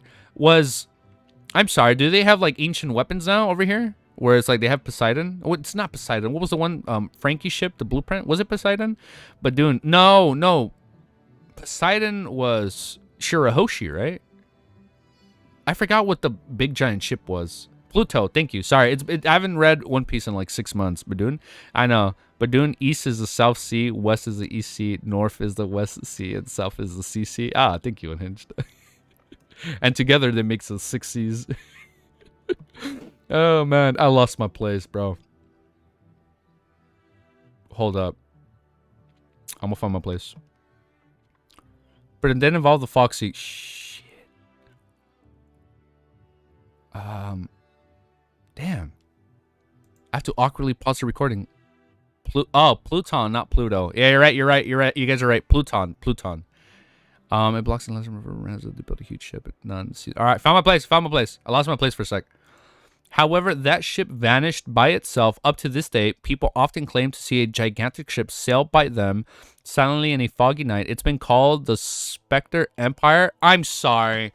Is this the ship Alger's on? Because it says he's on a ghost ship. Gigantic ship sailed by them silently in a foggy night. No, never mind. His ship had a different name. It's been called the Spectre Empire and appears across the Sonia Sea. This is the conclusion from all the stories. And I looked up to the red moon hanging high in the sky and said with a tone of the mockery without any disguise of his longings, perhaps we will see it pass by us tomorrow night. No, tonight. Done a thought with anticipation and excitement. Klein finished up the rest of his food, drank his black tea, and listened with interest what Ellen had to say about the rest of his treasures. The fifth is the lost city of Nuens. I'm sorry. City of Silver? The ship is the size of an island. You're right. I forgot that part. Easy digesting his third sequence 8 lost my place formula. I know. But we found our place. We recovered. So the ship is the size of an island. That's going to be able to like physically like challenge like a deity at sea or something, man. Alger's ship is called the Red Revenger. No, it didn't have the name Blue something. No, it was called Blue something. Not Red. Romero deleted it. He's like, misinformation. However, the ship that vanished by itself, no, I almost lost my place, but I'm not going to say it. Colin finished up the rest of his food, drank his black tea, and listened with interest to what Ellen had to say about the rest of his treasures. The fifth is the lost city of Nuens. This has to be the city of Silver. Rumor has it that at the bottom of the Fog Sea, I'm sorry, they're literally, thank you, the Blue Avenger. You got me, Blue Avenger. No, you mean the Blue Thunderbolt or whatever? I'm sorry. This is they're literally talking about the city of Silver. Rumor has it that the bottom of the Fog Sea. Remember the people were lost in the giant fog or whatever, and then they enter the abyss. Rumor has it at the bottom of the Fog Sea, there's a civilization with intelligent creatures. Around that patch of sea, seafarer adventurers often find special items which all point to the nuance of ancient times. I'm sorry. Was there an ancient civilization? We know City of Silver had like an ancient civilization, right? Like all the ruins around them. But what about the real world? However, the members of this civilization have yet to appear. It's like it has been lost to this world. This has to be the City of Silver. Ellen drank the remaining of his Sonia blood wine and said, that is an inheritance left behind by civilization. The magnitude of its wealth is absurdly unimaginable. After pausing for 2 seconds, Ellen put down his glass and left. In fact, the treasure I look forward to the most is the one which has more accounts than the legends. The sunken laurel? More than a century, I'm sorry, I hit the mic. More than a century ago, it carried gold, jewelry, and various valuable items that the kingdom obtained from the East Balm, and it steered away from the sea route. It sunk into an unknown area somewhere between the Berserk Sea and the Sonia Sea. It hasn't been found to this day. It's said that the items on board are worth millions of pounds. Millions of pounds. The number caused Donna to blurt out in astonishment. As a merchant's daughter who had been educated for many years, she had a vague understanding as to what this number represented. In Lowen, a millionaire was generally a rich person, second only to the top noble families and tycoons. Millions of pounds as a member of the National Atmospheric Pollution Council, a major shareholder of the coin company, Mr. Murray, who allowed me to join Quelling Club for free, is only worth a few £100,000, and even so, she's rich enough even in the circle of aristocrats and merchants. She's a popular divorce lady, and there are even aristocratic children who propose to her. Klein quickly found a target for comparison. Elend sighed with a smile. If I can find the sunken laurel, then I don't have to be a captain anymore. I'll head to Backland and become a philanthropist. philanthropist. I'll purchase the land and donate to political parties and get a hereditary aristocratic title. I heard talent mentioned before, but a baroness costed about £300,000 and about £800,000 for a baron. If you manage to get your hands on the treasure of the titles of the Viscount and even Earl is something within the limits of imagination, millions of pounds, Klein helped Ellen perfect his plan. If it were me, I wouldn't do that. I'll buy a huge manor. Cecile also began to imagine her life after finding the treasure. I want to hire many servants and helpers, plant large tracts of wheat, building vineyards, make wine for myself. Also, I want to have a room where I can sunbathe, have leisurely moving cows, sheep and horses, and have bread from my own mill, just like a beautiful picturesque scene. Ellen laughed when he heard that. Ma'am, do you know how much a manor like this is worth? No, I don't. Cecile shook her head. It's only a few £1,000s. If you find the sunken laurel, you can buy 1,000 of those manors. Ellen used the exact number to illustrate the value of this treasure. £1,000. Cecile couldn't help but raise her cup and drink a mouthful of black tea. Before this, she had known that several £1,000,000 was a lot of money, but she hadn't expected it to be that much. In order to alleviate the shock in her heart, she looked at Cleves and said, Boss, if you find the sunken laurel, what do you plan on buying? No. What sort of life do you wish to have? Cleves fell silent for a few minutes before saying, Return home. I'll hug my wife and children, telling them that I no longer need to go on an adventure out at sea again. Not a bad guy. Clinton, he's dead. He's dead this volume. Zero attachments. Cleves is dead at the end of this volume. Zero. I don't even like Cleves. He's an old man. Romero said it best. Not everyone is that badass as Klein. I don't even know. No, I'm not doing this again. They're already hyping him up. Klein is already like, he's not a bad guy. Bro, that's like the biggest red flag. We're on volume 3. I ain't gonna fall for this anymore. Red wine? He's probably gonna be drinking red wine before he dies, man. He's like, I guess I wasn't a bad guy after all. The kids died too. Just fucking right now the pirates are gonna come in and go fucking take them out. Just take them out, and Klein's gonna be like, no. This is gonna be like the Trissy, or when it's gonna be like the Triss event. Everybody's gonna be instigating each other to like kill each other. You said this in volume 2 also? Yeah, 0 attachments. What are you talking about? We had 0 attachments all of volume 2 and we didn't even cry once or get emotional. No, okay. Not a bad guy. Klein nodded silently. Donna looked at him curiously. Ma'am, do you know? I forgot to scroll down. Uncle Adventure, what about you? Klein replied, what is Klein's dream? To go back home. Klein replied expressively, tell myself not to sleep anymore. Hurry up and wake up. Donna spat out sweet iced tea as she just drank, but unfortunately the fried fish on the table had already been eating. At this moment, Klein sighed inwardly. Even though I know it's basically impossible to find the treasure, otherwise the various churches would have already done it. Look at him being very realistic. Would have already done it without all the powerhouses they have. But when discussing such topics, I couldn't help but get excited. This is the charm of treasure. Even if it was just a legend, it can attract many adventures. Donna wiped her mouth and sat down like a lady as though she was the one who had lost her composure. The little boy Denton asked, still eager for more, are there any other legends of the treasure? Ellen looked at Cleves, indicating that he should answer. There's one more. Cleves calmly drank a mouthful of black tea and said in a deep voice, there are countless treasures at sea. Dude, I'm sorry, but we gotta read this with like Goldie Rogers' voice. There are countless treasures out at sea. No, stop. That's so cringe. There are countless treasures at sea. The hidden lands of the elves, the missing pirate ships in the depths of the fog, the underwater city sealed. I'm sorry, that has to be like Atlantis, right? There has to be like an Atlantis in this volume. The underwater city sealed with the powerful monsters, the last secret trove of the Emperor Roseau, and so on. The Emperor had already reached the level of leaving treasures and legends for others. He literally left the One Piece. If it's true, will there be cards of blasphemy in it? Oh, that's sick. How many would there be? The legend of the Key of Death might help Mr. Zick regain more of his memories. Klein thought with curiosity and anticipation. Wait, okay. So it looks like we have 2 goals this volume. We find a mermaid, digest sequence 5, and we find Death's Key with the help of creeping hunger, maybe, in some way, shape, or form. Okay. And then maybe we stumble across like Atlantis or something. Because we know Klein's one useless skill up until the fight with Mr. A was breathing underwater. He's never been able to utilize it. But if originally he had 15 meters and it enhanced, maybe he can go like a couple 100 feet underwater, right? And then he can find like, I don't know, like maybe he can see like Atlantis or something off in the distance. We'll find out. We'll find out. All right, let's keep going though. Let's do another chapter. Let's keep reading. I'm sorry, is this chapter 4 or 5 for today? The breathing tube? Yeah. This is a 4th chapter for today. I promised 5 chapters. Yeah, we gotta do 5 chapters. Just do my timestamp. That's funny. Let me do this. 44 minutes. 23 seconds.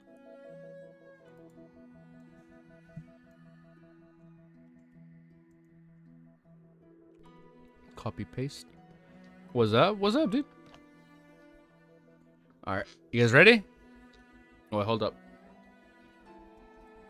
Hold up.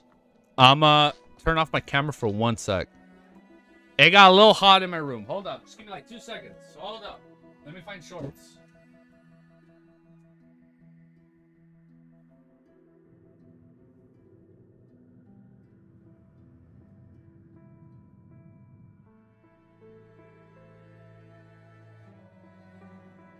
Hi, Ellie. You gotta wait. Give me a sec, guys. It got fucking hot in here.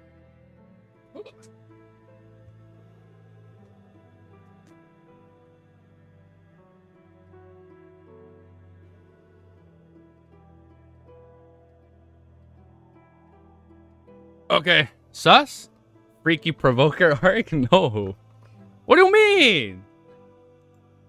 I'm back, bro. You just disappeared. I've been here the whole time. Maybe I disappeared like a magician, one would say. Hi, everyone. It's me again. Welcome back, Carlos. All right, let's keep reading. Chapter 495 is called The Wall of Rewards. He's back. We back. We back. After the talk about the legends of treasures that had inspired generations of adventurers to go to sea came to an end, the cook had almost also finished roasting the flesh of the murloc's belly. They were white after being cooked, charred a little black, and covered with tiny brown particles that glistered with a moist, oily glow. The repeated smearing of seasoning had already seeped into the texture of meat, infusing it with a tantalizing visual effect. Desi grilled fish. It's different from how you usually eat it. Ellen pointed at the white porcelain plate that cook lord. Donna held her fork and knife and eagerly said, I love honey roasted fish, but this is also very appetizing. Honey roasted fish, how much honey would that take? If I have a chance to try it, the taste should be pretty good. Klein allowed his imagination to run wild. With a chef, there was no need for them to serve themselves. They could only look at expectantly as pieces of fish were sliced, placed on different plates, and served in front of them. And Klein was very serious when it came to tasting delicacies, so he was in no hurry to deal with the fish. Instead, he took a sip of his black tea and used a slightly sour liquid to clear his mouth of any remaining flavors. After doing all this, he forked a piece of fish and stuffed it into his mouth. In a split second, he felt the slightly stimulating flavors of fennel, basil, and other and other spices. They were sufficient enough to help him open up his taste buds after one another. Immediately after the delicious juices of the meat, the slightly astringent taste. I cannot read. Astringent, good taste. The slightly good taste of the sea salt and the refreshing sour and sweet taste of lemon all burst out at the same time, filling his oral cavity, making his mouth water. Damn, I'm salivating. It sounds good. As he chewed the last bit of fish, meat's stubbornness was broken off one by one after having its fat roasted out of it, fully presenting the splendor of meat as well as its faint sweetness. Swallowing the fish in his mouth, Klein recalled a delicacy program he had watched in his previous life and chose the evaluation line that matched what he just felt. The layered flavors are very clear. Excellent. Ha, your tone and words make you sound like a gourmet.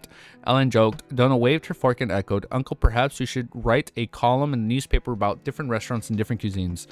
Why didn't I think of this idea? This is a good job that can earn me money, as well as allowing me to taste delicacies. The only problem is that an obese man can't be a flexible clown.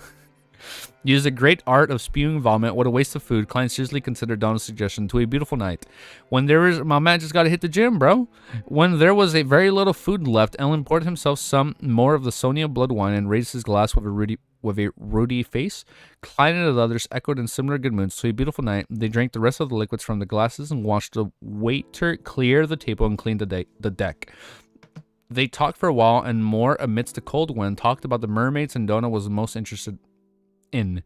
Cleves told the young lady that in some legends, mermaids were also called sirens, and they used their songs to confuse humans, not for entertainment, but for hunting. Aside from the possibility of encountering these creatures of the sea route from Gargas Archipelago to the depths of the Sonia Sea, there was a certain chance of discovering discovering it in danger seas that haven't been explored by humans. However, all of them stem from the drunken boasts of certain pirates, and they all avoided the question of how they escaped from the mermaid song, which made it highly suspicious. No matter what, this at least points me in a positive direction. Klein took note of what they had just discussed. Donna Denton, it's time to go back. You'll have to get up early tomorrow and have breakfast with your parents. Cecile looked at the moon's position. Fine. Donna stood up reluctantly. Denton hurriedly asked, do I have a chance at becoming an adventurer? His mind had been captivated by the previous hunts and the legends. Cleves walked to his side, patted his shoulders, and said, before you ask this question, you need to at least live 5 years of combat training and studying. I think your father will hire a good tutor for you. Yeah, Denton's eyes lit up and he nodded vigorously. I'm sorry, whatever happened to Klein's teacher? His combat teacher. I'm sorry, he wasn't killed, was he? I'm trying to remember. I forget his name. But I know he had like a sword instructor. No, just forgotten. Ooh. Was he? I feel like he has to come back at one point. I forgot his name. But I remember he had a teacher. He wasn't killed, right? I don't remember, like, I was going through my notes and he wasn't marked off, so why would he matter? Well, because he said a teacher, so I'm like, maybe he'll run into his teacher. He's just living in Tinkin for now. Maybe we'll run into him. After 5 years, the adult you probably like. He was a cool instructor. Oh, Gawain, thank you. He was a cool character. I liked his character. And also, Gawain is from Fate. And you know who Gawain is if you played Camelot. After 5 years, the adult you probably won't want to be an adventurer who can find himself buried at the bottom of the sea at any time. Oh, Carlos, dude, thank you. Thank you for being level 2. What's up, dude? Thank you so much. Thank you for your support. Thank you, dude. Awesome. Level 2. Hey, level 2. Yeah, thank you, guys. He didn't immediately refuse him, but rather he gave him hope and let time. I'm sorry if my thank you didn't sound sincere enough. I know I'm a little low in energy, but thank you, guys. Thank you guys for just watching the stream, man. Chad. Level 2 is called Chad. Level 3 is going to be called Giga Chad. And then level 4 will be called, like, Chad Utrosky or something like that. We'll rename the levels. Cleves, I lost my place. Oh my god, what stream? This wouldn't be a stream if I didn't lose my place. He didn't immediately refuse him, but rather he gave him hope and let time wash away his interest. This prevents the child from becoming suddenly rebellious. Regardless, mastering a fighting technique is always beneficial for anyone. Klein put his hands in his pockets and thought with appreciation. On the way back to the interior of the cabin, Cleve handed 2 5-pound notes and Klein. Your payment. He had just received 150 pounds from Ellen, purchase of the Homerlock. I didn't do anything. Klein instinctively refused. Utrosky is Chad. Cleves glanced at him with his pale blue eyes and said in a low voice, you freed up Cecile and took good care of the children. Klein was somewhat amused, but he finally took the 2 bills and drew a triangular on his chest. You're more generous than I thought. Thank you. He stopped declining.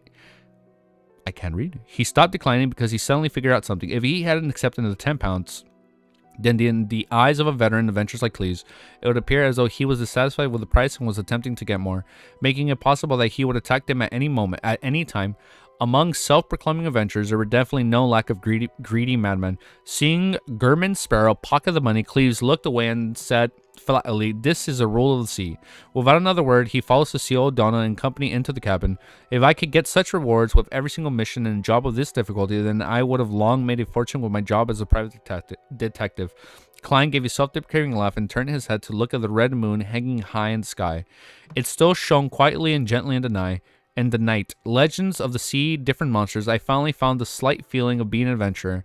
Klein turned around and walked to the edge of the ship, bathing in the crimson veil. He admired the waves that were growing darker. Gradually, his mood settled as he walked out bit by bit from the gloom of Backland's great smog. The cold, damp wind slapped his face, and the vast, endless ocean caught his eyes, opening up his heart.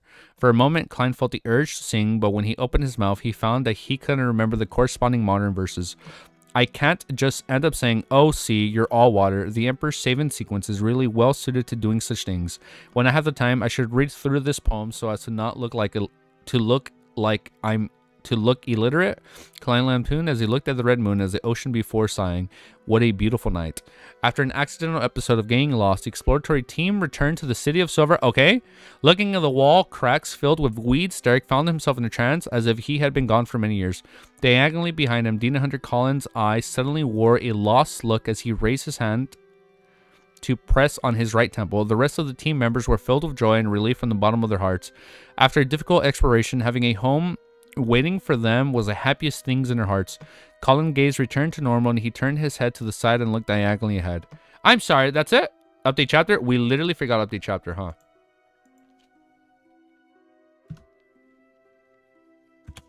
You didn't update? Yeah, no. I might be a third burrito. I should have done this before. No, thank you, Carlos. Update? Yeah, we updated it. Dang. Colin's being sus? Wait, hold up. I don't know what's being sus yet. All I said was he's rubbing his temples, right? Well, let's see. Wait, yeah, let's see. Let's see why he's being sus.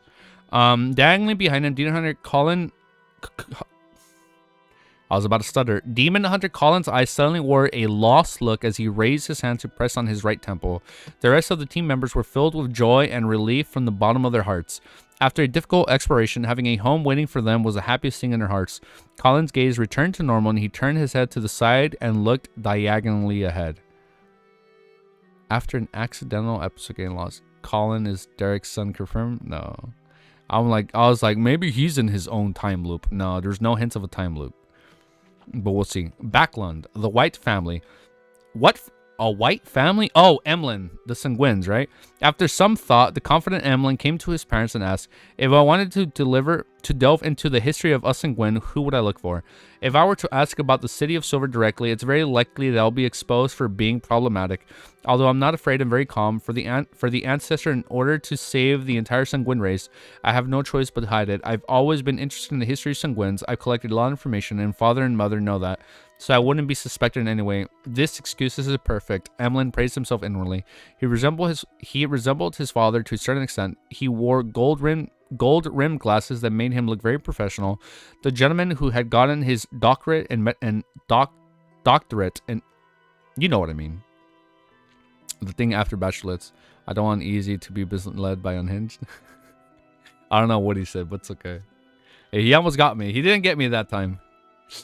The gentleman who had gotten his doctorate in medicine put down the thick anatomy book in his hands, nudged his glasses, and said, "No one in Backland knows more than Lord Nibs. If I dared to seek Lord Nibs, I would have long done so." Emlyn thought of Mr. Fool's description of him being a messiah that had to bear the burden of a secret while being misunderstood, as he pressed with a solemn expression. Aside from Lord Nibs, he's sleeping underground. I'm sorry, Lord Nibs is the 2,000-year-old guy, right? From like the second epoch? Or was it the fourth epoch? That guy, right? Saliva.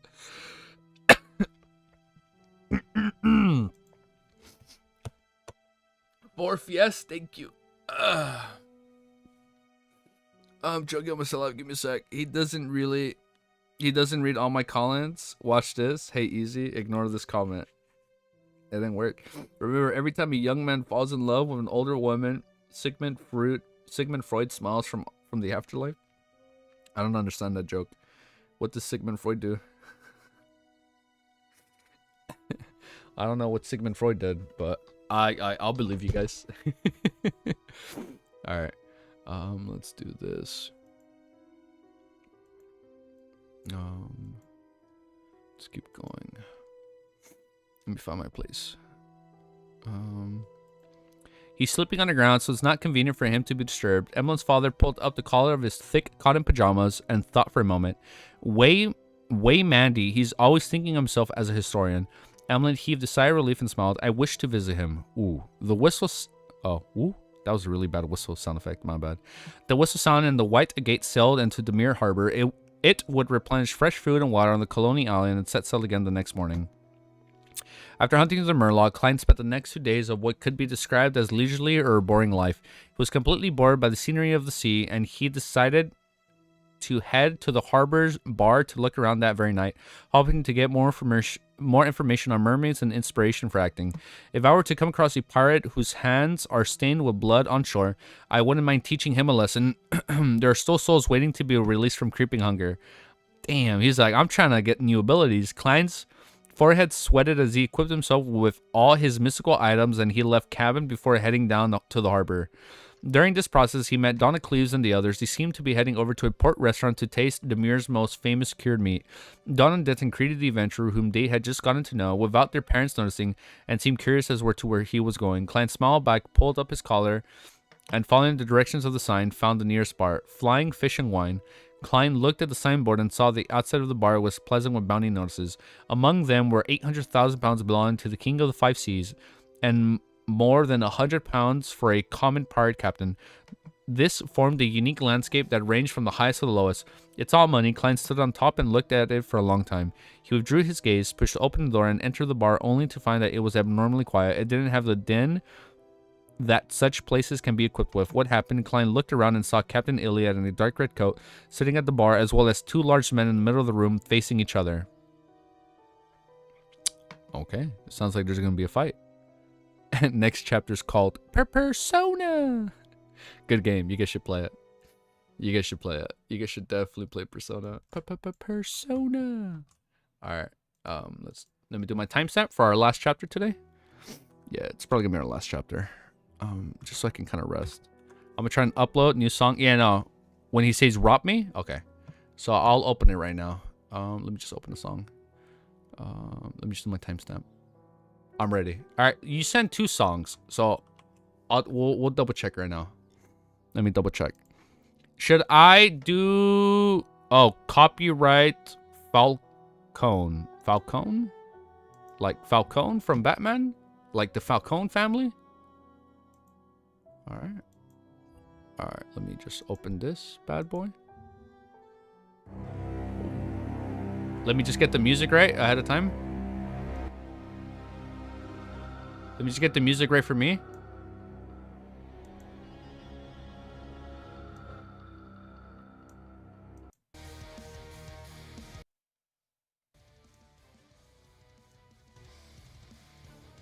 Okay. Okay, I think I got it right. Bait used to be believable. Unfortunately, I have to go. See you all. Oh, thank you for tuning in then, Carlos. No, it's okay, man. Thank you for tuning in, dude. And thank you for being a level 2 member. Thank you, dude. All right, but we got it. You guys ready? Last chapter. Half of us can't type in chat. They turned it off. Oh, really? Lies. Why'd I fall for that? All right, 498. I got the music ready. So if we're feeling like there's a fight coming up, I'll just play this song for now. No, not this one.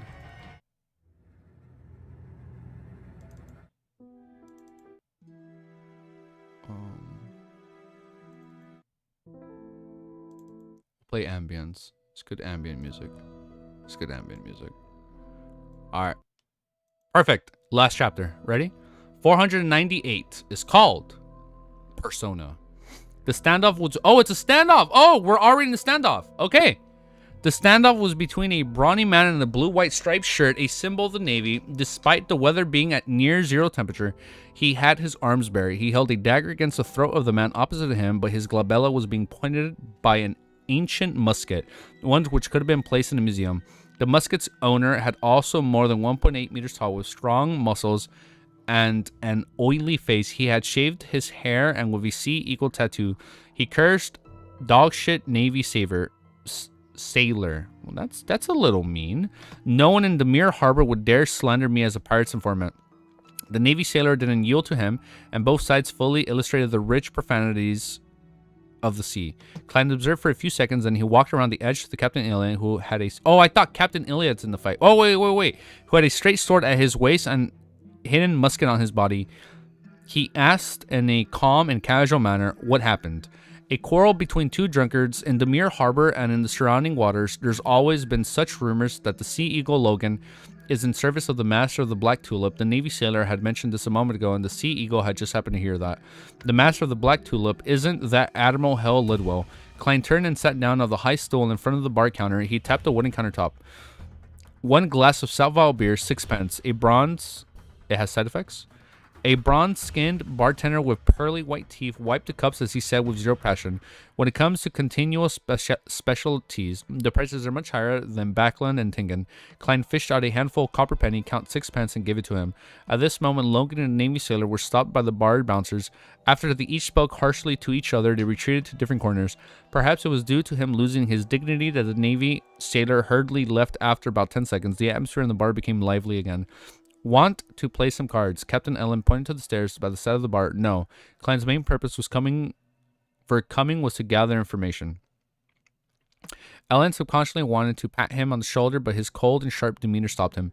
He only pulled back his hand and pretended to adjust his dark red coat and remained... Oh, wow, the music is a little loud. Hold up. And remained... Red coat and reminded him, don't get the woman here. Klein nodded, picked up the glass of the savoir-vivre and took a swing. Also, don't trust anyone here. Only a small portion of what they say is true. Ellen carried his lantern proof and stepped onto the stairs that led to the second floor. Klein turned his head to glance at him and asked without a chance at expression, including you. Perhaps. Ellen was taken aback at first before he laughed out loud. At least my reminder just now was real. Oh, and me being a man is true as well. Not necessarily. There's a potion called witch in this world. Klein looked away, drinking slowly, and listened to the surrounding drinkers boasting. 2 or 3 minutes later, a short, thin man sat down next to Klein with his hat. Mate, you look like an adventurer. He tilted his head and smiled. The man who greeted him had black hair, blue eyes, and aged facial features. His temperament was rather wretched. You could say that, Klein replied coldly. I can tell you're a hunter that chases after bounties and riches. The short man looked around and lowered his head, suppressed his voice while he said, have you heard of Spectre Empire? New song in this chap when he says, no, I remember when he says rob me, right? I've heard of Amway, and I've also heard of Father in Heaven and the Messiah being sealed at the... Oh, I skipped a line. No, I lied. We're good. I've heard of Amway, and I've also heard of Father in Heaven and the Messiah being sealed at the bottom of the sea. Using the power of Faceless, Klein sent out a signal not to approach him. Yes, a huge ancient ghost ship full of treasures. We have a clue to it, the short man said in an infectious tone. We found some information about where it ought to appear next. We don't want the pirates of the Navy... So why would they just tell Klein? We don't want the pirates or the Navy to benefit from it, and we don't want to be robbed of our wealth. So we've decided to hire our own armed merchant ships to wait in the area, which would probably cost about 1,000 pounds. I've already found 15 companions to raise 720 pounds. Are you interested in participating? Without waiting for Klein to speak, he fumbled for a stack of brownish yellow letters. I know you won't believe it so easily. In fact, no one will. But after the 15 friends who read through this information, all of them decided to join in our plan. Do I have such a gullible face, or will any bumpkin end up in a situation without slipping away from this sort of thing? While Klein was considering whether to praise the letters, from the corner of his eyes, he saw that the Sea Eagle Logan, who was previously squabbling, was walking towards him. Woody, you're trying to scam someone again, you damn sweet rat. Logan picked up the short man and threw him into the open space in the middle of the bar, where he landed on the ground sprawling. The muscular man with blush green tattoos on his head sat in the position Wood and Gruffling. Did you miss this part when I see you unhinged. Sire, there are the rats of the Demir Harbor. They always do things that ruin our reputation. And in fact, we're all very friendly. If you have anything you want to ask about, don't hesitate to ask me. Heh, don't believe what they say about me. I'm an upright person. I have nothing to do with Admiral Hell. The more you emphasize that, the more suspicious it becomes. Klein's expression didn't change as he calmly said, I want to know the latest rumors. No problem. Sea Eagle Logan slammed to the bar top and said to the bartender, give me a plant of special curled meat. I'll be treating this mate to our most famous delicacies in Demir. The bartender, while maintaining his cold expression, pushed open the door and entered the kitchen. Soon he brought out a plate of red wine and finally cut curd meat. 5 pounds. He didn't look at the Sea Eagle Logan, and he instead looked straight at Klein. 5 pounds. Sea Eagle Logan turned his head to the side, smiled warmly, and he raised his arm to show his muscles. Everyone just heard it. In order to thank me, you offered to treat me to some special curled meat. Just in time? I mean, stream technically does end when we're done with the chapter, but it looks like we're gonna go into a hype, so it's gonna be a fun read through next time. Everyone just heard. In order to thank me, you offered to treat me to some special curd meat. For a moment, Klein didn't realize what had just happened. It was only when the bartender urged him a second time that he realized he was being blackmailed. Furthermore, the scam was rather well planned. Damn. First, they used an easily seen through face to let Sea Eagle Logan appear, thereby winning a good impression with the target. Then, with the excess of threatening the target, order an especially expensive special curd meat. And then finally, he goes back on his words and turns matters upside down and forcing a sale.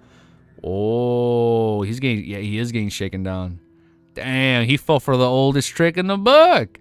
It's no wonder that when Rat Woody was thrown out, those drunkards didn't make a sound. They were all afraid that this Logan, who's rumored to be in the service of Admiral Hell... Oh, we're going to get on Admiral Hell's bad side. How should I deal with this? Oh, we're going to take him out. And then when we go out to sail, Admiral Hell is going to chase down their ship.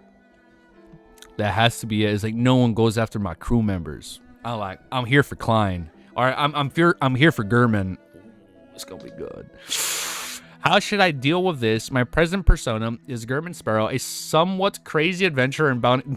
So he has to divulge and he has to give into his persona, right? Oh, that's why he's called that's why this chapter's called Persona.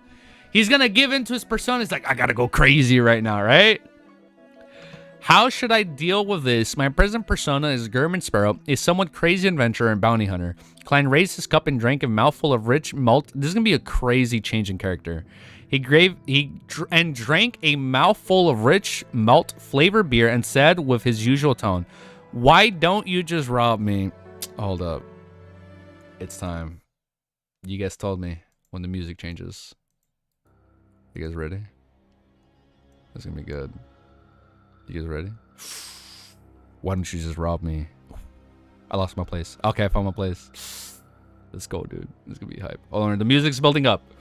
Why don't I just rob you? Logan was a little stunned by the question. Soon after, he saw a fist expanding before his face. Thump. Shit, it's getting good. Klein's left fist landed on the Sea Eagle Logan's chin, knocking him backwards towards the bar counter. With a push of his right palm, Klein nimbly left his chair and approached Logan's falling body. His legs tense and his knees jerked upward, slamming into the Logan's lower abdomen.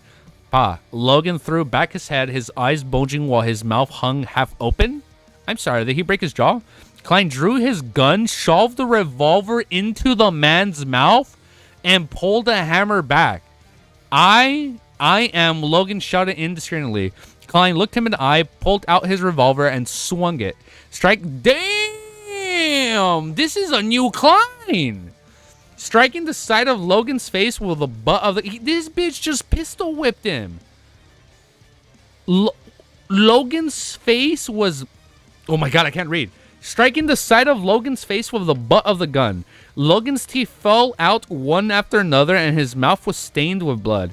Faced with such a heavy blow and a pain that exceeded his limits, his eyes rolled back as he fainted. Klein propped him up and pulled a handful of loose bills and coins out of his pocket. Since his estimated that there wasn't more than 5 pounds with just a glance, Klein threw them on bar and calmly said, "Keep the change." The bartender, damn, keep the change? Bro chose violence, dude. The bartender's bronze face turned slightly pale as he shouted in panic, "My boss is White Shark?" Shut up, dude. Do you know who I am? I'm Gurman. Without looking at him, Klein released his hand and allowed Sea Eagle Logan to fall onto the ground. Then he sat down again, forked up a piece of curd meat, and stuffed it into his mouth to taste it.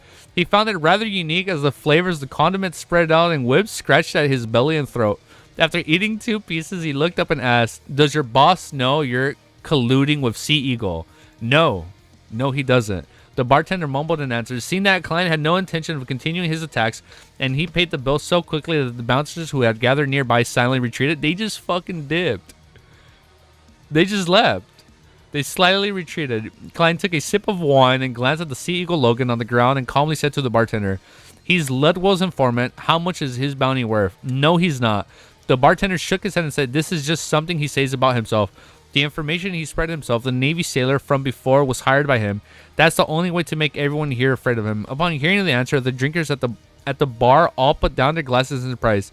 Now they're all mad, dude. Some of the drunkards even staggered over to Logan and spat in his face. Pew, pew, pew. Many drinkers followed suit. Klein lowered his head again and said while eating the special curled meat, "Tell me about the recent rumors." The bartender breathed. I'm sorry. That was so hype. It was such a short fight, but it was so good, dude. The bartender breathed a sigh of relief as he wiped his glass and gave an intermittent account of the rumors in the past 2 months. Some of them were Klein had heard before, and there were also things that he had just learned. Keep song for now? Yeah, I mean, we'll keep it. Let me just lower it down just a smidge. This is the whole of Volume 3. I'm so down for this. I'm so down for this to be like the majority of Volume 3. The tiredness disappeared, but it's coming back. But this is hype, dude. The Imperial Navy's ironclad... Oh, the warships. What the fuck is a kilometer? Bald eagle in the background. Guns blazing. What's a kilometer? The Imperial Navy's ironclad... Like, see, Klein's fighting like a true American right here. He just fucking hit, like... Fight first, ask questions second. The Imperial Navy ironclad warship Pritz had destroyed a passing pirate crew during routine training. Panic over the behemoth's cannons had begun to spread among the small and medium-sized pirate powers. Some of them even wished to take advantage of the ironclad warship's fleet's incoherent form to madly commit crimes before withdrawing from this trade with sum of money. The sea wouldn't be peaceful for the next 6 months to a year. Admiral of Blood Center and Vice Admiral Dusk Bulatov, Ivan, had a conflict in the southern waters of Sony Island, and each of them lost 2 ships in a massive skirmish. Klein listened without asking questions, and he gradually filled his stomach. Seeing that the plate containing the special cured meat had been emptying and having fished the rest of his beer, he slowly stood up. Remember today's lesson. Klein handed the plate to the bartender. The bartender was about to reach out when the hair at the back of his hand... The bartender was about to reach out when the hair at the back of his head was grabbed. Bang. Klein shoved him down hard, knocking down the bartender's head against the bar top, sending splinters flying and blood gushing. What did he do? What did the bartender do to him? The customers all tried to avoid the impact, and the bouncer rushed over quickly. After doing all this, Klein clapped his hands and picked up his own glass, trying to pour the rest of the beer onto the bartender's head. 1 drop, 2... This is so badass. The bartender was in on it. I thought he just... how would he know that? He'd only know that if he was in on it, right? Got it. The bartender was also part of the setup. 1 drop, 2 drops, 3 drops. Klein silently gave up. He turned around and bent down, grabbed the Sea Eagle Logan, and threw him to the bouncers who were rushing over. Taking advantage of the moment when the bouncers were dodging and the bar being in chaos, Klein quickly ran, agilely circulating around them, and easily left flying fish and wine. He pushed down his hat and quickly proceeded forward, turning towards a neighborhood street. After continuously changing directions, he suddenly slowed down his pace and a gold coin appeared in his hand. The gold coin kept weaving around in his fingers, and it was as if it was scouting something. That was hype. Dude, German Sparrow! It's Klein! Mr. Bloodborne! Mr. John Bloodborne sent 1 easy geeky gift. Oh my god, I can't fucking read. I am so illiterate today. I'm sorry. He sent 1 gift membership. Yo, thank you, Mr. John Mr. John Sparrow. Fucking German, dude. This whole fucking time when I've been reading your name for like the last 6 months, I'm like, that's a fucking cool name. And I'm like, it's Klein. The man himself has been waiting meticulously. He's been waiting this whole time. He's been waiting for the perfect moment. He's like, I'm gonna say something at the end of this chapter. Dude, that was like honestly perfect timing, Gerben. Mr. Bloodborne himself has joined the fight. Hey, you are my favorite YouTuber. Oh, thank you, dude. Thank you, bro. That means a lot, man. Wait, hold up. Let me do my timestamp. Honestly, man, I feel humbled when you guys say that. Like, I know we're only like at 2,000, you know, like we're nothing crazy, but for me this is crazy. Like in the like out there and like the other like react screens, like I know it's not like much, but for me it's a lot. And for me this is like a personal milestone that all you guys are here for me. Unless it's heavily copyrighted, I'm back for another burrito. Oh wait, let me pause the music for now. That was hype. Let's just play. Let's play some. You know what? Hold on. I know how to finish today. I'm gonna listen to Gustav's theme, because this music is amazing. Hold up before we continue. This music is like amazing. If you guys haven't played Expedition 3, go out and buy it right now, man. You guys got homework. You guys got to play it. You are my YouTuber I hate the most. I am your biggest hater. You're still my biggest fan, Unhinged. You didn't say you're my biggest hater. You're still my biggest fan in some way. No, that's fun, dude. That was hype. I'm loving German Sparrow's new personality. I'm all for this. I am all for this. This song is back next stream, but unless it gets picked up, I think we'll be good. You're my YouTuber I hate the most. I am your biggest hater. Also my biggest fan, right guys? So more chapters, or is this? Yeah, no, this is gonna be the last. Bro, please upload the vid right away when you finish the stream. I'm at school right now, so I can't hear the damn thing. I know. I'm gonna do my best.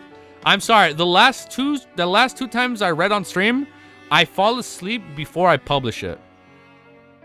So I'm gonna do my best. I'm gonna make sure it's up, and I'm gonna have it published before I go to bed. Yeah, I got you. Oh, why are you watching me at school, man? Don't worry. You focus. Don't worry. The video's still gonna be here. No, I'm kidding, though. But chat, y'all F with the new song or nah? Look at the artwork chat. Hold up, we gotta look at some artwork. Let's look at this, man. I'm liking German Sparrow. German Sparrow acting like a true American. Like my man took out the dude with the gold, with a bald eagle tattoo. I feel like Klein had a bald eagle tattoo on him at some point. That man went wild. He was out there fighting, dude. All right, hold up. Let's take a look. Let's look at some fan art before end stream. Don't worry, when you reach 10 mil subs, I will still be here trolling, but I hope you do. What am I looking at? Why did username send me a solo leveling a rice thing? As an action RPG? What is this? Wait, what am I looking at? Oh, I saw your messages. All right. Wait, what am I looking at? Artwork? Don't worry, I'm gonna do my best to have it up right away. Just the last 2 streams, I accidentally uploaded them like when I wake up. What am I looking at? From here? Oh, this is okay. Hold up, we gotta show this on stream. Hold up. Hold up, we gotta show this. Let me turn on my screen.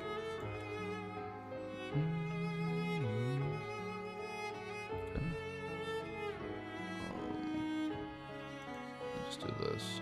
Let me hide the Lord of Mysteries. Oh. Let me do this a bit.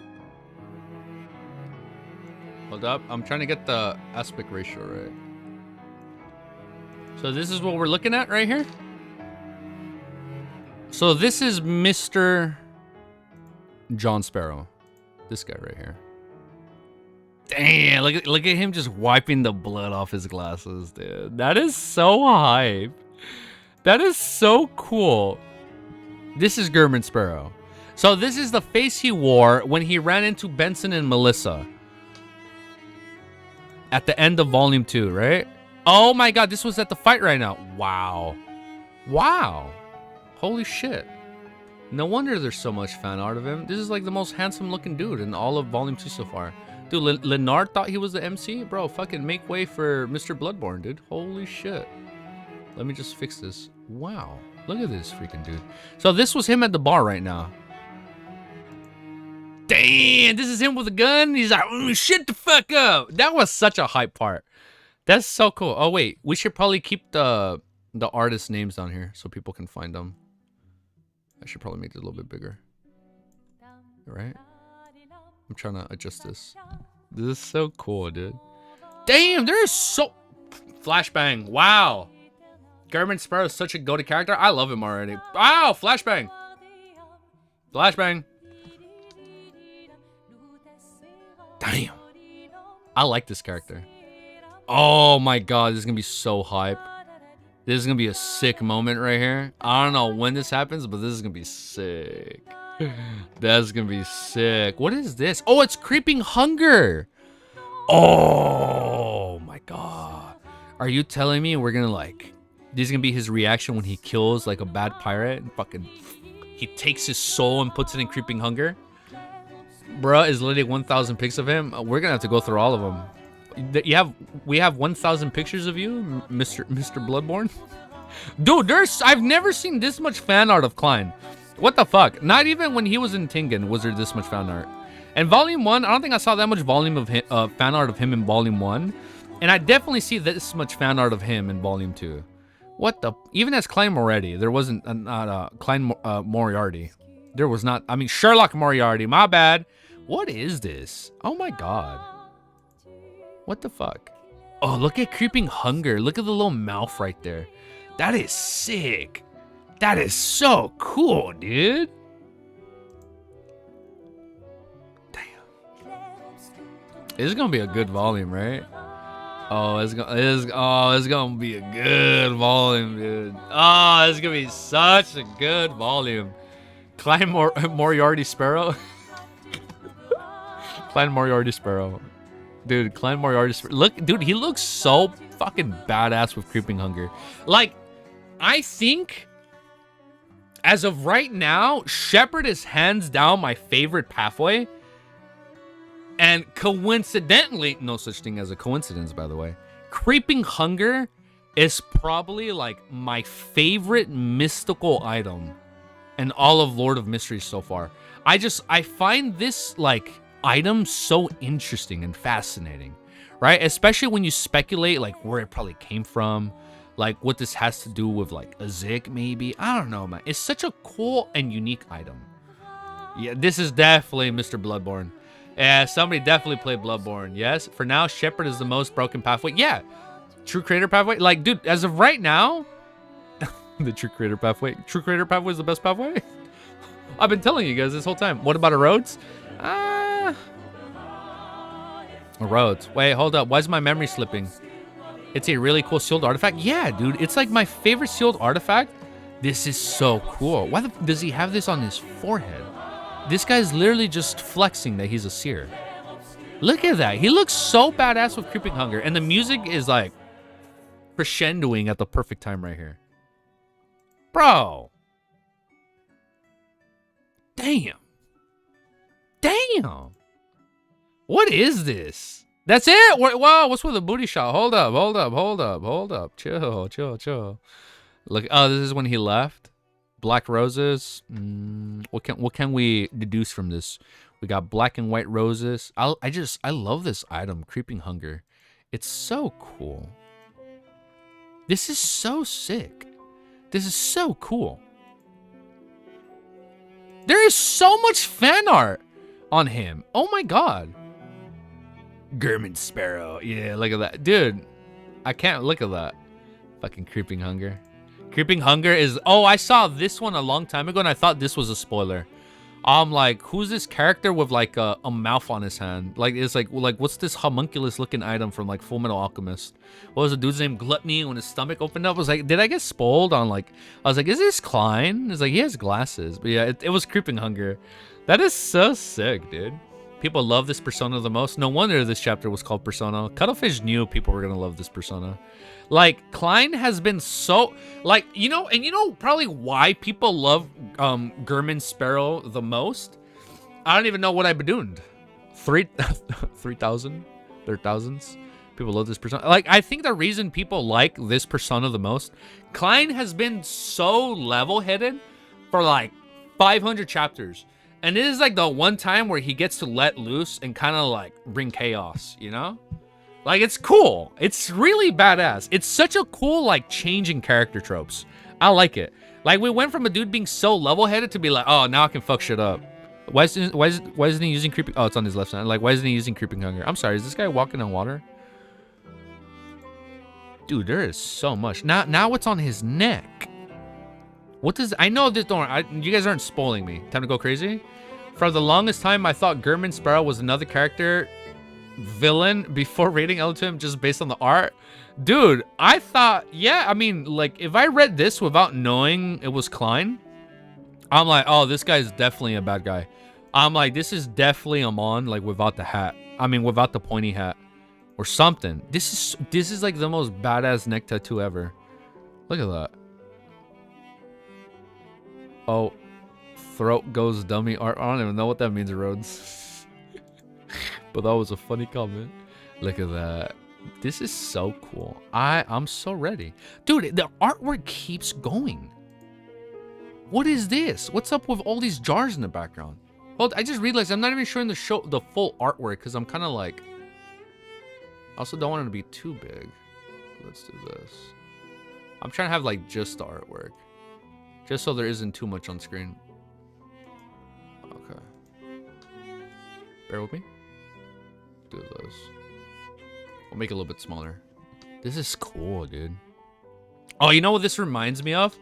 That one part in the jars also get revealed in the latest chapters. Okay, so we'll find out what all this means.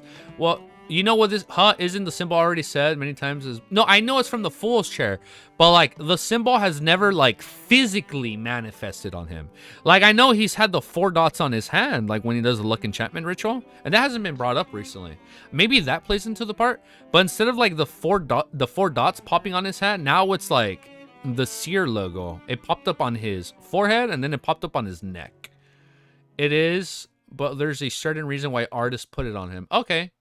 Yeah, send them. Keep sending them. Yeah, you can send your own artwork. Bro, sent 1 terabyte amount of artwork, and it is good. I feel like we could have read one more chapter, but this is hype. Is he wanted? I'm sorry. Does he have his own wanted poster? Oh, oh my god. He's gonna have his own fucking wanted poster. Yeah, look. These are all bounty hunter. Like, this guy's holding a bounty hunter poster. And look, he's just sitting there, and like he's just right there chilling with his glasses. Oh, this is my favorite one. Damn, flashbang. Woo, that's bright. The best one, of course. That was hype. That's sick, dude. All right, let me turn off the screen. Yeah, that was pretty hype. And then let me find my Lord of Mysteries piece. Beautiful. All right. But I think we're gonna leave it there. It's just the fan art. Yeah, that was a lot. Just stuff for art. That was a lot of art. Okay, so it's just. Oh, I get you. It was just stuff for artwork. Yeah, but we knew it was that. Okay, can I send more? I just got the membership just like that. Thank you for the membership. Yeah, it's cool, dude. Oh, all right. Hey, pass it forward, bro. No, I'm kidding. No, I'm not trying to peer pressure you. It's like, hey, you gotta pass it forward, dude. No, I'm joking. All right, I thought it was just for style. Okay. One Piece. Can't tell in Discord if you're there.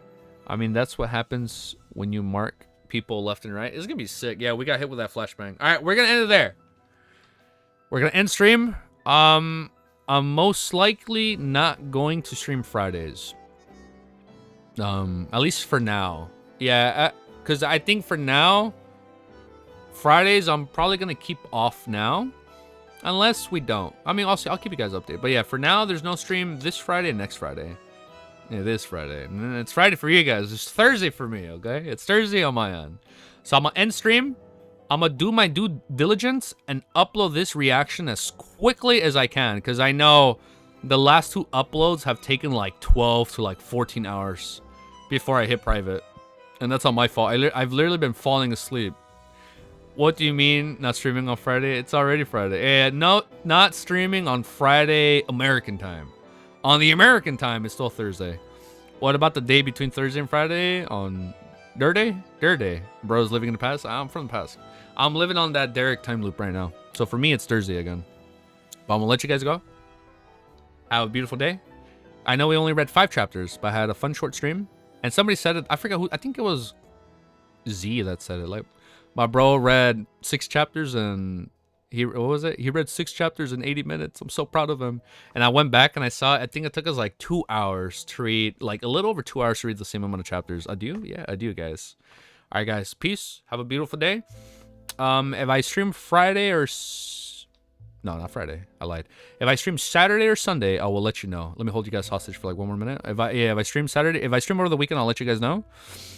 If I stream later tonight and I don't anything, I'm probably just gonna be playing more Expedition 33 with the camera off, or maybe the mic muted. I'll let you guys know though.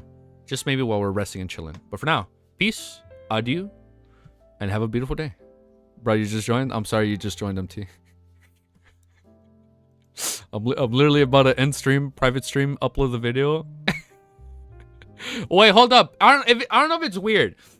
So I'm thinking of privating the streams at least until the main videos are up for a day. Don't leave yet. I have something important to tell you.